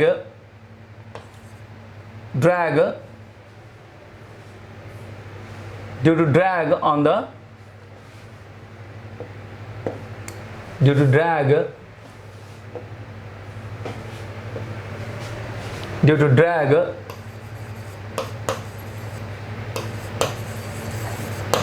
due to drag on the engine because of kinetic energy change across the ठीक है ना, work done some work done derived from the engine, some work done derived from the engine to overcome the drag due to change in kinetic energy across the RAM, ठीक है। और सीधे सीधे कह सकते हो एनर्जी और work done derived from the engine due to diffusion of, ठीक है ना, due to diffusion of air, ठीक है, और due to diffusion across the ram, diffusion across the ram, diffuser है, ठीक है ना, तो डिफ्यूज हो रहा है आपका एयर अक्रॉस द रैम, उसके कारण काइनेटिक एनर्जी चेंज हो रहा है, इसके लिए आपका एनर्जी डिराइव करना पड़ रहा है from the engine itself due to the drag, ठीक है, जो भी आपका है, there be no problem at all, already previously proper manner में बता चुका हूं मैं, ठीक है, कि इंजन पे क्या लगेगा, फर्दर ड्रैग फोर्स लगेगा, उस ड्रैग फोर्स के कारण सम डिसिपेशन होगा, और सम डिसिपेशन होगा, फर्दर उस डिसिपेशन को ओवरकम करने के लिए एनर्जी क्या करना पड़ेगा, इंजन से लेना पड़ेगा, ठीक है ना, या इंजन में पावर आपका पावर आउटपुट इंजन के लिए ज़्यादा होना पड़ेगा, try to understand, power of the engine output ज़्यादा होना पड़ेगा, तो वो इंजन से हो रहा है power output, try to understand, engine से आपका इस ड्रैग को ओवरकम किया जा रहा है, और ये ड्रैग किसके लिए यूटिलाइज हो रहा है, सीओपी के लिए यूटिलाइज हो रहा है, यानी कि कुछ आपका पावर फर्दर लगाना रेफ्रिजरेशन पर्पस के लिए जो कि इंजन से डिराइव हो रहा है, कुछ पावर फर्दर आपका रेफ्रिजरेशन पर्पस के लिए लगा जो कि इंजन से डिराइव हो रहा है because of that drag, try to understand. तो इसीलिए यहां पे क्या लिखेंगे, that is exactly what COP can be written as, इसे जस्ट अभी मैं डील करूंगा, don't worry, just I am going to deal, पहले मैं रैम के अक्रॉस पावर को डील कर लूं, that is W RAM can be written as CP T2 minus T1, और power across the RAM, power that is m dot air T2 minus T1, power for the RAM, ठीक है, power which is derived from the engine to overcome the drag due to RAM, ठीक है ना, due to RAM, that is ये क्या है आपका, power derived from the engine to overcome the drag due to drag on the engine, it will be better on the engine due to RAM, ठीक है ना, due to RAM, try to understand. Now what we can write down, the COP already मैंने यहाँ पे लिखा है, COP including, try to understand, COP including the bolt and RAM, that can be written as COP, that one is RC by WC plus W RAM minus W expander, W expander. This is your COP. Finally, this one is quite important. ठीक है, पर मैंने कहा कि W RAM is quite less than the W compressor, that can be neglected. इसे क्या किया जा सकता है, neglect किया जा सकता है, there will be no problem at all, ठीक है ना, that can be neglected. W RAM is quite less than that of the WC, that's why that can be neglected. Now this one is a expression, final expression, ठीक है ना। RC यहाँ पे पर unit mass basis, जब ये mass basis पर unit mass basis लिखा है तो आरसी भी आपका पर यूनिट मास बेसिस होगा। अगर जब का आपका आरसी रेट के टर्म में आ जाएगा तो ये सारा भी किस में आ जाएगा, रेट के टर्म में आ जाएगा। Power input of the compressor, power for the ram, and that one is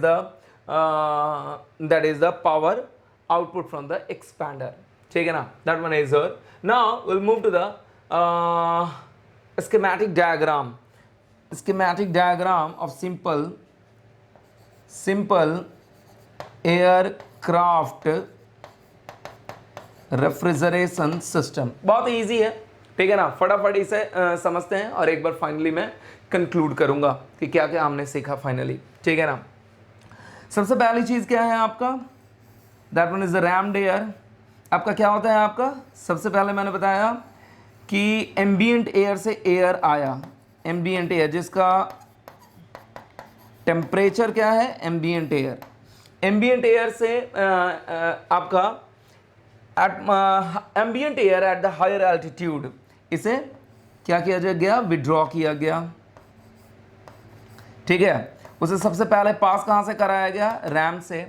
RAM से पास इसलिए कराया गया कि एम्बियंट एयर के पास काइनेटिक एनर्जी ज़्यादा है और टेम्परेचर बहुत कम है और प्रेशर भी बहुत कम है और वॉल्यूम बहुत ज़्यादा है। ठीक है, डायरेक्टली अगर कंप्रेसर में भेजेंगे तो इसे हैंडल करना बहुत ही टिपिकल टास्क होगा, तो इसलिए पहले रैमिंग इफेक्ट देते हैं, ठीक है ना, with the help of diffuser, और जिसके कारण इसका kinetic energy converted to the enthalpy. As a result what happen exactly, pressure आपका राइज होता है। ठीक है, ऑलरेडी डिस्कस कर चुका हूं मैं, ऑलरेडी डिस्कस कर चुका हूं। तो इसके कारण तो एक बेनिफिट होता है कि आपका प्रेशर राइज हो जाता है और एट द इनलेट आपका वॉल्यूम भी क्या हो जाता है, volume of the air ambient air के रिस्पेक्टिवली रैम्ड एयर का वॉल्यूम क्या हो जाएगा, डिक्रीज कर जाएगा। Obvious, now you can realise. ठीक है ना, तो जेट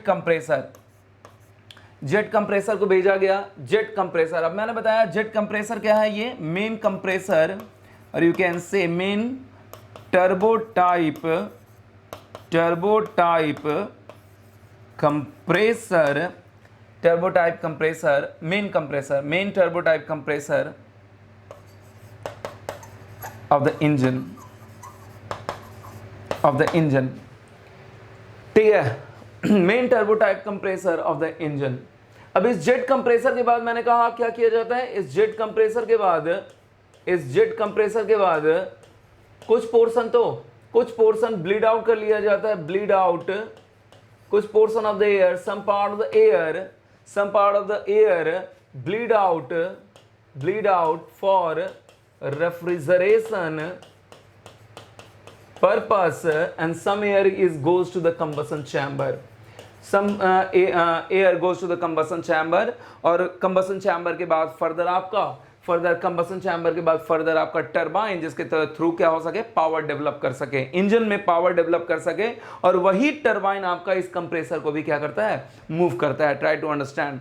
ठीक है, वही टरबाइन से जो पावर डेवलप होता है, मेन टरबाइन से जो इंजन के मेन टरबाइन से जो पावर डेवलप होता है, जो कंबसन चैम्बर के बाद आपका एयर जब टरबाइन में पहुंचता है, तो वही कंप्रेसर के वही टरबाइन आपके इस जेट कंप्रेसर को भी क्या करता है, मूव करता है। Try to understand. वहीं से क्या आता है, वही इंजन से इस रैम के कारण जो ड्रैग लग रहा है आपके इंजन पे, वहीं से पावर ओवरकम होता है। सभी चीजों के लिए कहीं ना कहीं पावर वहीं से मिलता है आपको एयरक्राफ्ट में, जितने भी आपके, ठीक है, पावर यूटिलाइजेशन है। Then after what happen exactly, compressed air bleed out for refrigeration purpose. ठीक है, bleed out from for refrigeration purpose. इसे क्या किया जाता है, एक एयर कूलर से, ऑलरेडी डिस्कस कर चुका हूं, एयर कूलर से हीट एक्सचेंजर है आपका, that one is the heat exchanger से पास कराया जाता है।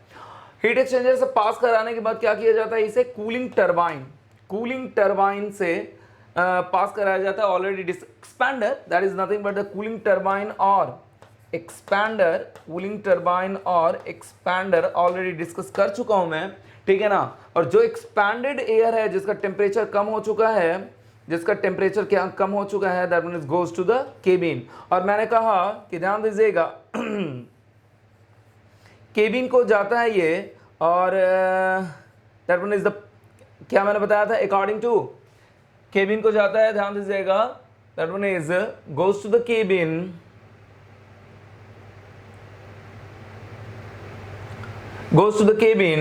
and what is that, P5 is called as the P5 is equal to P5 dash, और मैंने कहा कि ये क्या है आपका केबिन प्रेशर, यानी कि P5 किसके आसपास होना चाहिए, that P5 must be nearly equal to 180 m, P5 nearly equal to 180 m। देखिए ऑलरेडी लिख चुका हूं मैं, P5 is near about 180 m, यानी कि जो आपका डायरेक्टली केबिन में जा रहा है आपका, ट्राई टू अंडरस्टैंड, जो आपका केबिन में आ जा रहा है, it's pressure, air pressure near about 180 m, ठीक है ना। नियर अबाउट 1 atm एक्सपैंड हुआ, डायरेक्टली केबिन को भेजा गया, ठीक है। और मैंने कहा कि इस एक्सपैंडर का कुछ आउटपुट आएगा, उस आउटपुट के थ्रू क्या किया जा रहा है, एक फैन ड्राइव किया जा रहा है, एक फैन ऑपरेट किया जा रहा है, एक फैन ड्राइव किया जा रहा है जो क्या कर रहा है, कूलिंग एयर एग्जिट। मैंने कहा कि इस कंप्रेस्ड एयर को कूल करने के लिए कोई ना कोई कूलेंट तो चाहिए होगा ना। इस कंप्रेस्ड एयर को कूल करने के लिए कोई ना कोई कूलेंट तो चाहिए होगा ना, कोल्ड एयर तो चाहिए होगा ना, कोल्ड फ्लूइड तो चाहिए होगा ना। Try to understand. तो यही कूलिंग एयर यूटिलाइज करते हैं यहां पे, यही कूलिंग एयर यूटिलाइज करते हैं यहां पे, जो कि यहां पे क्या होता है, जाता है आपका, ठीक है। Try to understand. जो कि यहां पे जाता है और यहां से बाहर निकलता है हीट। इसके लिए अलग अलग सर्किट बना दे रहा हूं मैं, आई एम गोइंग टू, ठीक है।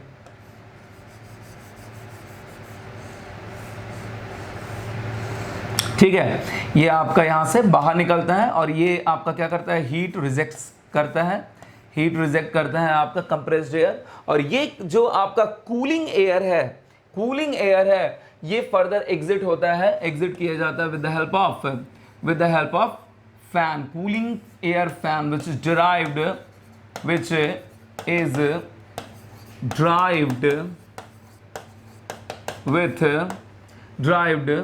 with the help of derived by, simply लिखिए derived by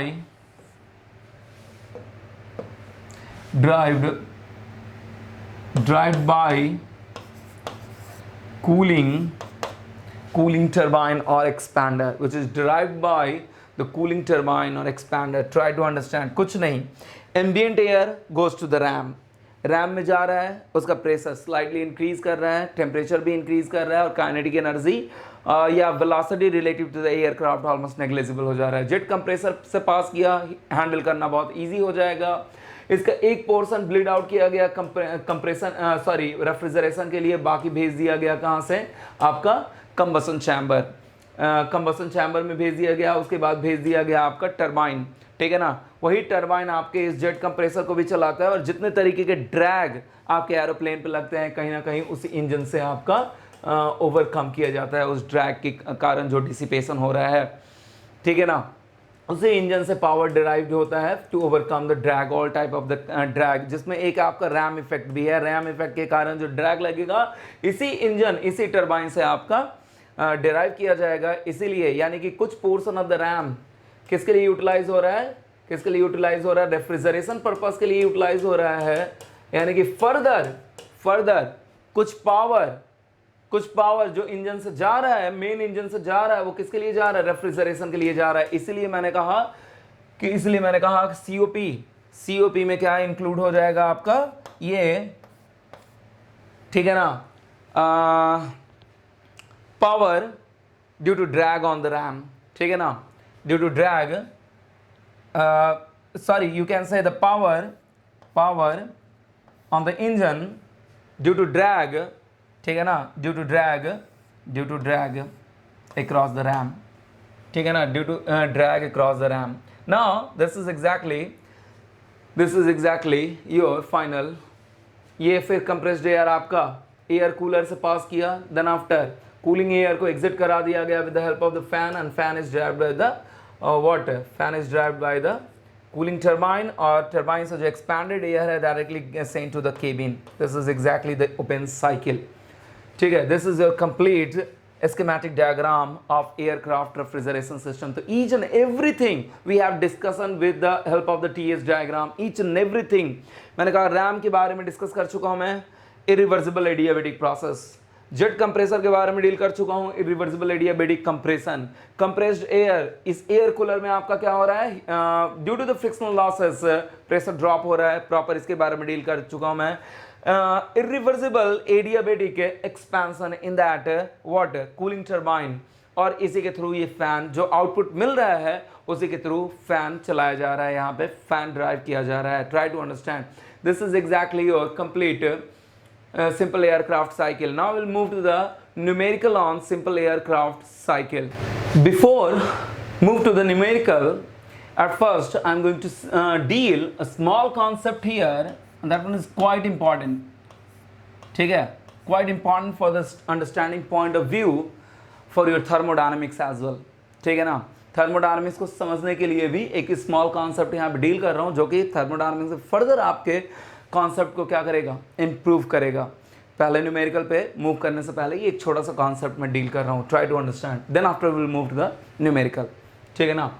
और वैसा भी सिर्फ और सिर्फ एक न्यूमेरिकल पूछना सॉल्व करना है, which is asked, which already asked in the already asked in the engineering services examination, ठीक है। अब बहुत ही सिंपल, जितना हमने कैलकुलेशन किया है, जितना हमने प्रीवियसली एयरक्राफ्ट साइकिल के लिए, सिंपल एयरक्राफ्ट साइकिल के लिए जितना हमने कैलकुलेशन किया है, उससे बहुत ही छोटा आपका न्यूमेरिकल था इंजीनियरिंग सर्विसेज एग्जामिनेशन में, ठीक है। Try to understand. To prove that, सबसे पहले देखते हैं हेडिंग क्या है। To prove that Bell Coleman cycle is internally reversible but not externally irreversible. What is that meaning? थोड़ा ध्यान दीजिएगा, एक पॉइंट लिखूंगा मैं यहाँ पे। Already I have discussed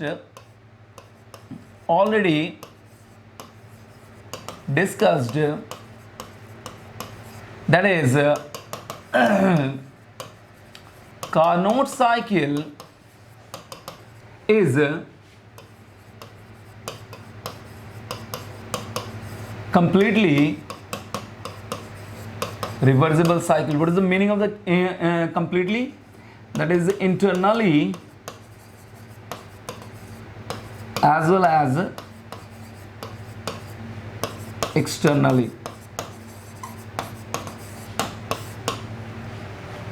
Always as well as externally. ठीक है ना। मैंने आपसे बोला था, थोड़ा ध्यान दीजिएगा, already discussed Carnot cycle is completely reversible cycle internally as well as previous glimpse of thermodynamics को आप फॉलो कीजिए। glimpse of thermodynamics को जब फॉलो करेंगे then you can realize वहाँ पे ऑलरेडी थोड़ा बहुत डील कर चुका हूँ मैं। और मैंने कहा था इस तरीके के साइकिल के लिए del S universe is always equal to zero, is always equal to zero। ध्यान दीजिएगा, ऑलरेडी बता चुका हूं, del S universe is always greater equal to zero इस तरीके के साइकिल के लिए for this completely reversible cycle, ठीक है ना। मैंने आपको थोड़ा बहुत याद होगा बताया था कि कहीं पे भी अगर डिसिपेशन या इंटरनली या एक्सटर्नली किसी तरीके का डिसिपेशन या क्वालिटी ऑफ एनर्जी में डिग्रेडेशन हो, कहीं पे भी, मैंने कहा फिर से थोड़ा ध्यान दीजिएगा। सबसे पहले तो मैंने कहा already I have discussed that is Carnot cycle is completely internally as well as externally, और एक्सटर्नल इन दोनों के लिए क्या होगा, यानी कि अगर दोनों तरीके से रिवर्सिबल है तो इसके लिए क्या होगा, del S universe equal to zero. इसका मतलब क्या है, मैंने कहा कि किसी तरीके का डिसिपेटिव इफेक्ट नहीं है, डिसिपेटिव ना ही इंटरनली ना ही externally. What is the meaning of the dissipative effect? Dissipative effect का मतलब यह है कि quality of energy, not the quantity of energy. Try to understand, quantity of energy is always conserved, but the quality of energy जहां भी degrade करेगा, degrade का मतलब एक बार डिग्रेड कर गया फिर से रिकवर नहीं किया जा सकता। पहली चीज ये बता दूं कि क्वालिटी ऑफ एनर्जी को कभी भी रिकवर नहीं किया जाता। एक बार डिग्रेड कर गया तो कभी भी रिकवर नहीं किया जा सकता है। ऑलरेडी ये थर्मोडायनामिक्स में आप लोग जानते होंगे, ठीक है ना। तो मैंने कहा क्वालिटी ऑफ एनर्जी जहां भी डिग्रेड करेगा, चाहे इंटरनली हो चाहे एक्सटर्नली, इसी को कहते हैं dissipative effect. That one is exactly, friction के कारण क्या होता है आपका, क्वालिटी ऑफ एनर्जी क्या होता है, डिग्रेड करता है ना। जो एक बार लॉस्ट हो गया वो फिर से रिकवर नहीं हो सकता है। Try to understand. और क्या हो रहा है, quantity of energy is still conserved. जो आपका क्वालिटी ऑफ एनर्जी डिग्रेड कर रहा है वो फ्रिक्शनल हीटिंग में फॉर्म में बाहर निकल जा रहा है, एनर्जी इज स्टिल कंजर्व्ड। लेकिन जो क्वालिटी ऑफ एनर्जी डिग्रेड कर गया बिकॉज ऑफ द फ्रिक्शन, वो रिकवर नहीं हो सकता है, that means the lost energy, ठीक है ना। तो मैंने कहा कि कहीं पे भी एनर्जी में, क्वालिटी ऑफ एनर्जी में डिग्रेडेशन होगा, that one is called dissipative effect. उसके कारण क्या आएगा, आपका इरिवर्सिबिलिटी प्रेजेंट होगा। और मैंने कहा कि अगर आपका इंटरनली या दो तरीके से रिवर्सिबिलिटी प्रेजेंट होता है, इंटरनली और एक्सटर्नली, ठीक है ना। किसी एक के कारण या इंटरनली या एक्सटर्नली, ठीक है ना, या इंटरनली या एक्सटर्नली किसी तरीके से इरिवर्सिबिलिटी प्रेजेंट हो जाए, किसी तरीके से इरिवर्सिबिलिटी प्रेजेंट हो जाए, यानी कि internally reversible but not externally reversible, हमें प्रूफ क्या कर देना है इसके लिए, del S universe is greater than, किसी एक तरीके से। मैंने कहा कि ये तब वैलिड है जब आपका internally as well as externally reversible, और ये किसी एक तरीके से आप क्या कर दोगे, अगर इसके लिए अगर इंटरनली रिवर्सिबल एक्सटर्नली इरिवर्सिबल है, प्रूफ करना है, अगर इसके लिए क्या कर दो, ये प्रूफ कर दो तो हमारा काम हो जाएगा। Try to understand. और मेनली एक्सटर्नली इरिवर्सिबिलिटी क्यों प्रेजेंट होता है ये भी बता दूं मैं। आपने थर्मोडायनामिक्स में भी पढ़ा भी होगा कि जब high temperature to low temperature heat transfer होता है तो उसके लिए डेल एस यूनिवर्स क्या मिलता है आपको, ग्रेटर देन 0 मिलता है। यानी कि high temperature to low temperature जो हीट ट्रांसफर है आपका हाईली इरिवर्सिबल इन नेचर होता है। Externally irreversibility mainly due to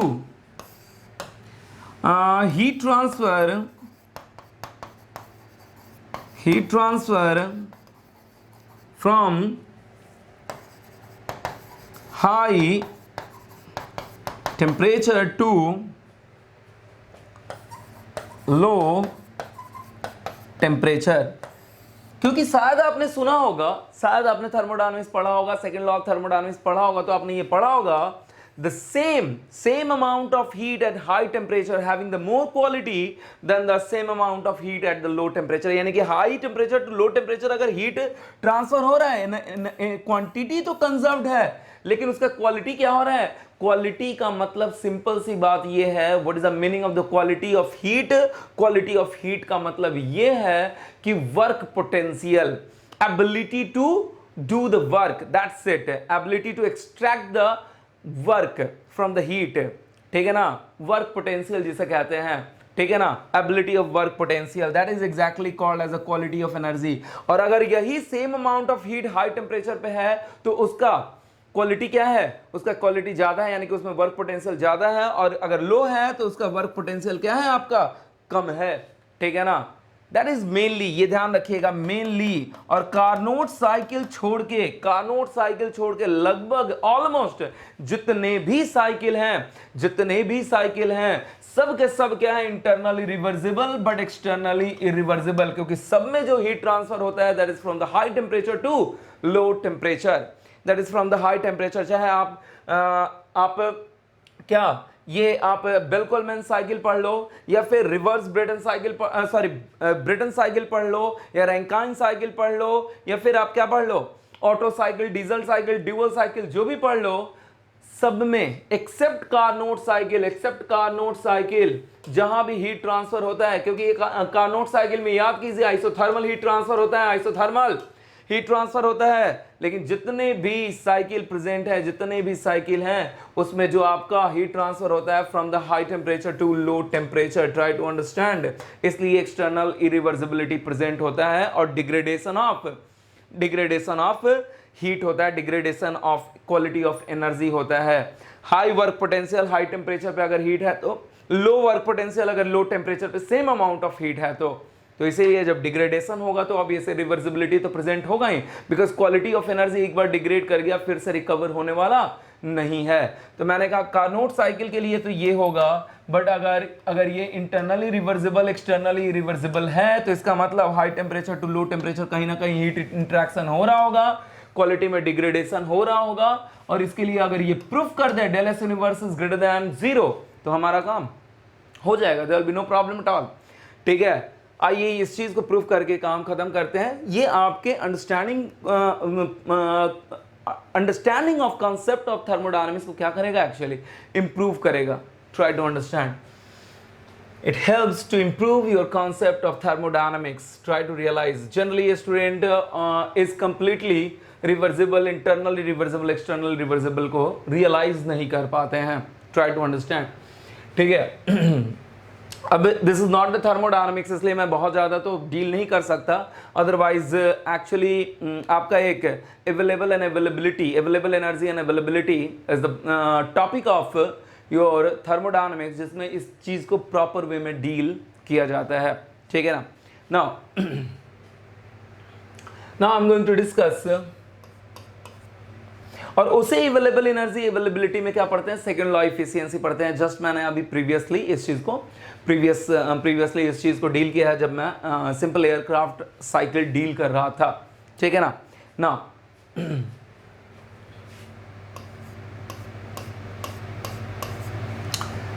there is a reverse Brayton cycle. I am going to draw the cycle actually.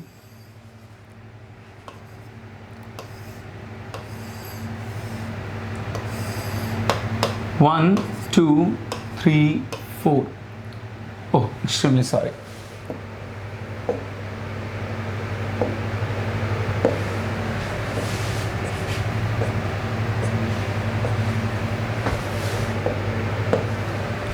One, two, three, four.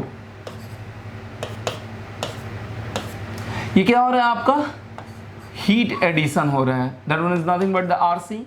ये क्या हो रहा है आपका, हीट रिजेक्शन हो रहा है. That one is the Q dot rejection, rate of rejection. यहाँ पे क्या है आपका, वर्क इनपुट है. यहाँ पे आपका क्या है, वर्क आउटपुट है. That one is the work output, work output, work output. ठीक है. थोड़ा ध्यान दीजिए, यहाँ पे आपका क्या हो रहा है, हीट एडिशन हो रहा है, तो ऑब्वियस स्टोरेज से हो रहा होगा. और स्टोरेज इफेक्टिव हीट ट्रांसफर के लिए ऑलरेडी बता चुका हूं कि स्टोरेज का टेम्परेचर इवन इस T1 से क्या होना चाहिए, ऑलरेडी बता चुका हूं, T1 से बड़ा होना चाहिए. The T storage should be greater than T1. और लिमिटिंग कंडीशन की बात करें तो इक्वल होना चाहिए. ठीक है ना. एंड यहाँ पे सराउंडिंग को रिजेक्ट कर रहा होगा, तो सराउंडिंग का टेम्परेचर क्या होना चाहिए, सराउंडिंग का टेम्परेचर इस T3 से कम होना चाहिए, तभी आपका इफेक्टिव हीट रिजेक्शन हो जा पाएगा. तो यानी कि T surrounding should be less than T3 और लिमिटिंग कंडीशन में इक्वल. ठीक है ना. T सराउंडिंग को क्या मान लिया मैंने, T सराउंडिंग को T3 डैश मान लिया और T स्टोरेज को T1 डैश मान लिया. इसी के बेस पे हम लोग क्या लिख सकते हैं, हमें प्रूफ क्या करना है, del S universe should be greater than 0. यही प्रूफ करना है. Try to understand. अगर ये प्रूफ हो जाएगा यानी कि इंटरनली रिवर्सिबल, एक्सटर्नली इरिवर्सिबल है. ठीक है ना. Internally reversible, externally irreversible. Internally reversible का मतलब किसी तरीके का डिसिपेटिव इफेक्ट इंटरनली नहीं है, यानी कि किसी तरीके का फ्रिक्शनल डिसिपेशन वगैरह किसी तरीके का नहीं है, तो आपका that one is called as internally reversible. Now that one is the del S universe is greater than 0. Del S universe की बात करें तो del S universe is the combination of the system plus surrounding ना, plus surrounding. That one is, that should be greater than 0. यही तो हमें proof करना है. और थोड़ा देखिए, system working under a cycle, working, ये पूरा का पूरा सिस्टम क्या है, ये पूरा का पूरा system working under the cycle है ना. Try to understand. ये पूरा का पूरा जो डिवाइस है, रेफ्रिजरेटिंग डिवाइस है, वही तो सिस्टम है. और उस सिस्टम के लिए सराउंडिंग और स्टोरेज दोनों के दोनों क्या है, that one is what, external surrounding है. रेफ्रिजरेटिंग मशीन जो है हमारा, जिसके कारण कूलिंग इफेक्ट मिल रहा है, that one is the system. और उस सिस्टम के लिए ये हमारा atmosphere and storage, atmosphere and storage both are the external surrounding. ये हम assume कर सकते हैं. तो मैंने कहा system working under the cycle,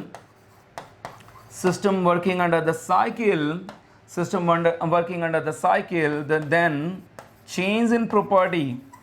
Entropy is what? Change in entropy is क्या, property है ना, that one is the property. Change in property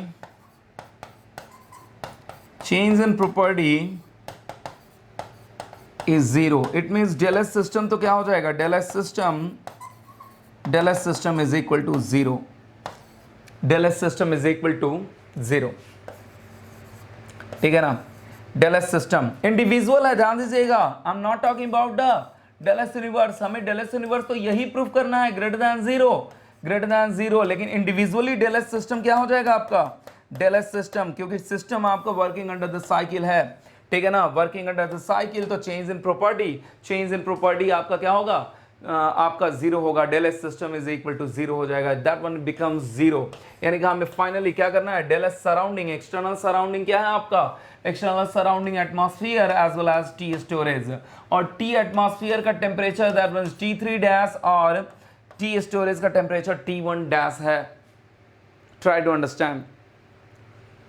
तो मैंने कहा कि डेल एस सराउंडिंग क्या लिख सकते हैं, डेल एस सराउंडिंग जितना हीट रिजेक्ट हुआ, जितना हीट रिजेक्ट हुआ, ठीक है ना, heat rejected to the atmosphere, तो क्या मान सकते हैं, एटमॉस्फेयर में आपका हीट ऐड हो रहा है। जब हीट ऐड हो रहा है तो यहां पे हीट ऐड होने के कारण चेंज इन एंट्रोपी क्या होगा, पॉजिटिव होगा। हीट ऐड होने के कारण ऑलरेडी बता चुका हूं मैं यार, ds is equal to dq by T, reversible, याद करिए, ऑलरेडी बता चुका हूं मैं, ठीक है ना। तो मैंने कहा आपका अगर हीट क्या हुआ, हीट एटमॉस्फेयर में ऐड हो रहा है, if that heat is added to the atmosphere, that one is taken to be what, atmosphere के लिए ये पॉजिटिव ले सकते हैं, एटमॉस्फेयर के लिए ये पॉजिटिव ले सकते हैं। तो एटमॉस्फेयर के लिए चेंज इन एंट्रोपी क्या हो जाएगा, पॉजिटिव हो जाएगा ना। तो एटमॉस्फेयर के लिए चेंज इन एंट्रोपी आपका क्या हो जाएगा, del S surrounding further can be written as the del S ATM plus del S storage is equal to del S surrounding. और ये हमें क्या प्रूफ करना है, finally greater than zero proof करना है। डेल एस ATM क्या लिख सकते हैं, that is Q rejection by T, ठीक है ना, Q rejection by T plus Q addition, Q storage से क्या हो रहा है, सॉरी एक्सट्रीमली सॉरी, ध्यान दीजिएगा, Q रिजेक्शन ये तो वैल्यू है, बट ये सराउंडिंग को क्या हो रहा है, ऐड हो रहा है ना, दैट एडेड। और Q एडिशन है, Q एडिशन नाम दिया है मैंने, बट ये क्या है, स्टोरेज से रिजेक्ट हो रहा है। तो स्टोरेज से रिजेक्ट हो रहा है, तो स्टोरेज से जब रिजेक्ट हो रहा है तो change in storage, change in entropy of the storage क्या हो जाएगा, नेगेटिव हो जाएगा क्या। Try to understand. और मैग्नीट्यूड किसके बराबर होगा, मैग्नीट्यूड इज स्टिल ये पॉजिटिव और ये नेगेटिव, ये नेगेटिव, ये मैग्नीट्यूड है, and that one is Q addition by ये T एटमॉस्फेयर है एंड T स्टोरेज है। मैग्नीट्यूड सिर्फ लेना है हमें, मैग्नीट्यूड Q रिजेक्शन का पर यूनिट मास बेसिस लें हम अगर, तो क्या होगा आपका Cp T2 minus T3, Cp T2 minus T3 by T ATM कितना है, T3 डैश है, माइनस ये कितना हो जाएगा इसका magnitude, that one is T1 minus T4 by इसका क्या है आपका T1 डैश है। यही हमें प्रूफ करना है कि whether that one is greater than zero और not, whether that one is greater than zero और नॉट। ध्यान दीजिएगा, मैंने यहाँ से क्या किया, T2 कॉमन लिया, T2 बाई T3 डैश, ठीक है, क्या बचेगा आपका Cp 1 minus T3 by T2, 1 minus T3 by T2, and that one is a minus, again यहाँ से क्या किया मैंने, T1 को कॉमन लिया, T1 by T1 dash Cp 1 minus T4 by T1, T4 by T1। Try to understand. Already proof कर चुका हूँ मैं, 1 to 2 प्रोसेस और 3 to 4 प्रोसेस के लिए temperature ratio as well as the pressure ratio दोनों के दोनों क्या होंगे, सेम होंगे। ऑलरेडी प्रूफ कर चुका हूं मैं, T2 by T1 is equal to T3 by T4। ना इसे क्या लिख सकते हैं, that can be written as that one is T3 by T2 is equal to T1 by T4 by T1, sorry extremely sorry, that one is T4 by T1, that one is T4 by T1। थोड़ा देखिए यहाँ पे, ये 1 minus T3 by T2 और 1 minus T4 by T1, T4 by T1 is equal to T3 by T2। तो यानी कि दोनों के दोनों क्या होंगे, सेम, दोनों के दोनों सेम, तो क्या कर सकते हैं, कॉमन ले सकते हैं, that Cp 1 minus T3 by T2 लिख रहा हूं मैं, कॉमन आ गया और हमारे पास फाइनली बचा गया, that means T2 by T3 dash minus T1 by T1 dash. Now here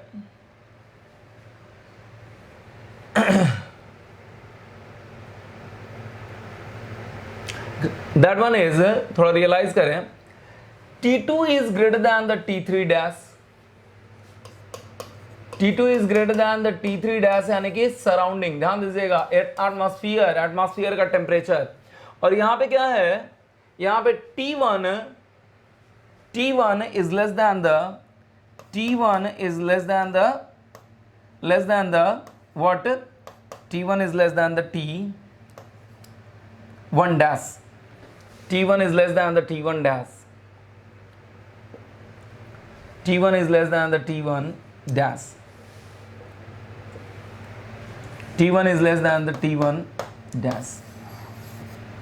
ठीक है, T1 is less than the T1 dash. तो ये क्या हो गया, 1 से बड़ा वैल्यू हो गया. T2 by T3 dash is greater than 1 and T1 by T1 dash is less than 1. जब ये बड़ा वैल्यू 1 से, ये छोटा वैल्यू 1 से, that gives the positive value. और 1 minus T3 by T2, try to realize 1 minus T3 by T2, here 1 minus T3 by T2 को realize करें. T3 by T2 is also less than 0. T3 by T2 is also less than 0. जब less than 0 होगा तो मैंने कहा ये भी आपका less than 0 है, ये क्या बन गया आपका, that one becomes positive less than 0. तो नेगेटिव क्या हो जाएगा, positive, that one is also becomes positive, that one also becomes positive. तो फाइनली क्या मिला, finally that is the del S surrounding is greater than 0 मिला. और del S surrounding ही किसके बराबर है, so del S universe is greater than 0. So del S universe is greater than 0 और greater than 0 होगा, it means what we have, it means it is proved that Bell-Coleman cycle is internally reversible but not externally irreversible, and that is only because there is the what, heat is transferred from the high temperature to the low temperature. यहाँ से heat आपका rejection हो रहा है to the surrounding high temperature air to atmosphere, and यहाँ पे आपका heat addition हो रहा है from high temperature storage to the low temperature air. ठीक है ना, जिसके कारण आपका finally what happened exactly, ये calculation, that calculation is completed. ठीक है ना, और ये कैलकुलेशन कंप्लीट हुआ जिसके कारण नाउ यू कैन रियलाइज. ठीक है, this is your complete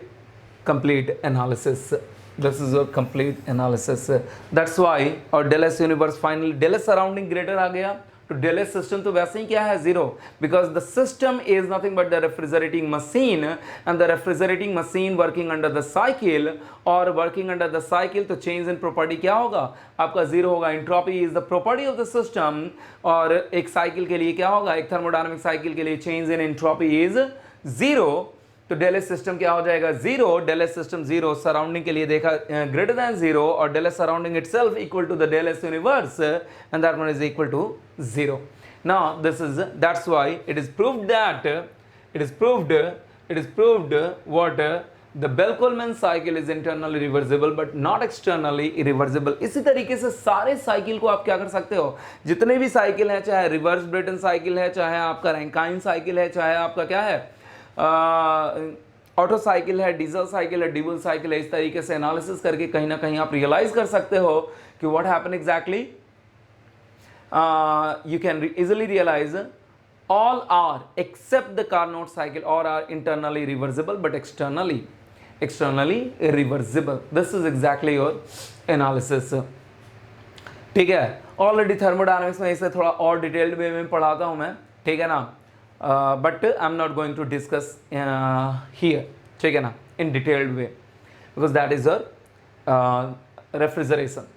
refrigeration part. This is exactly your analysis, and now I'm going to deal the what, actually the numerical on the simple aircraft cycle.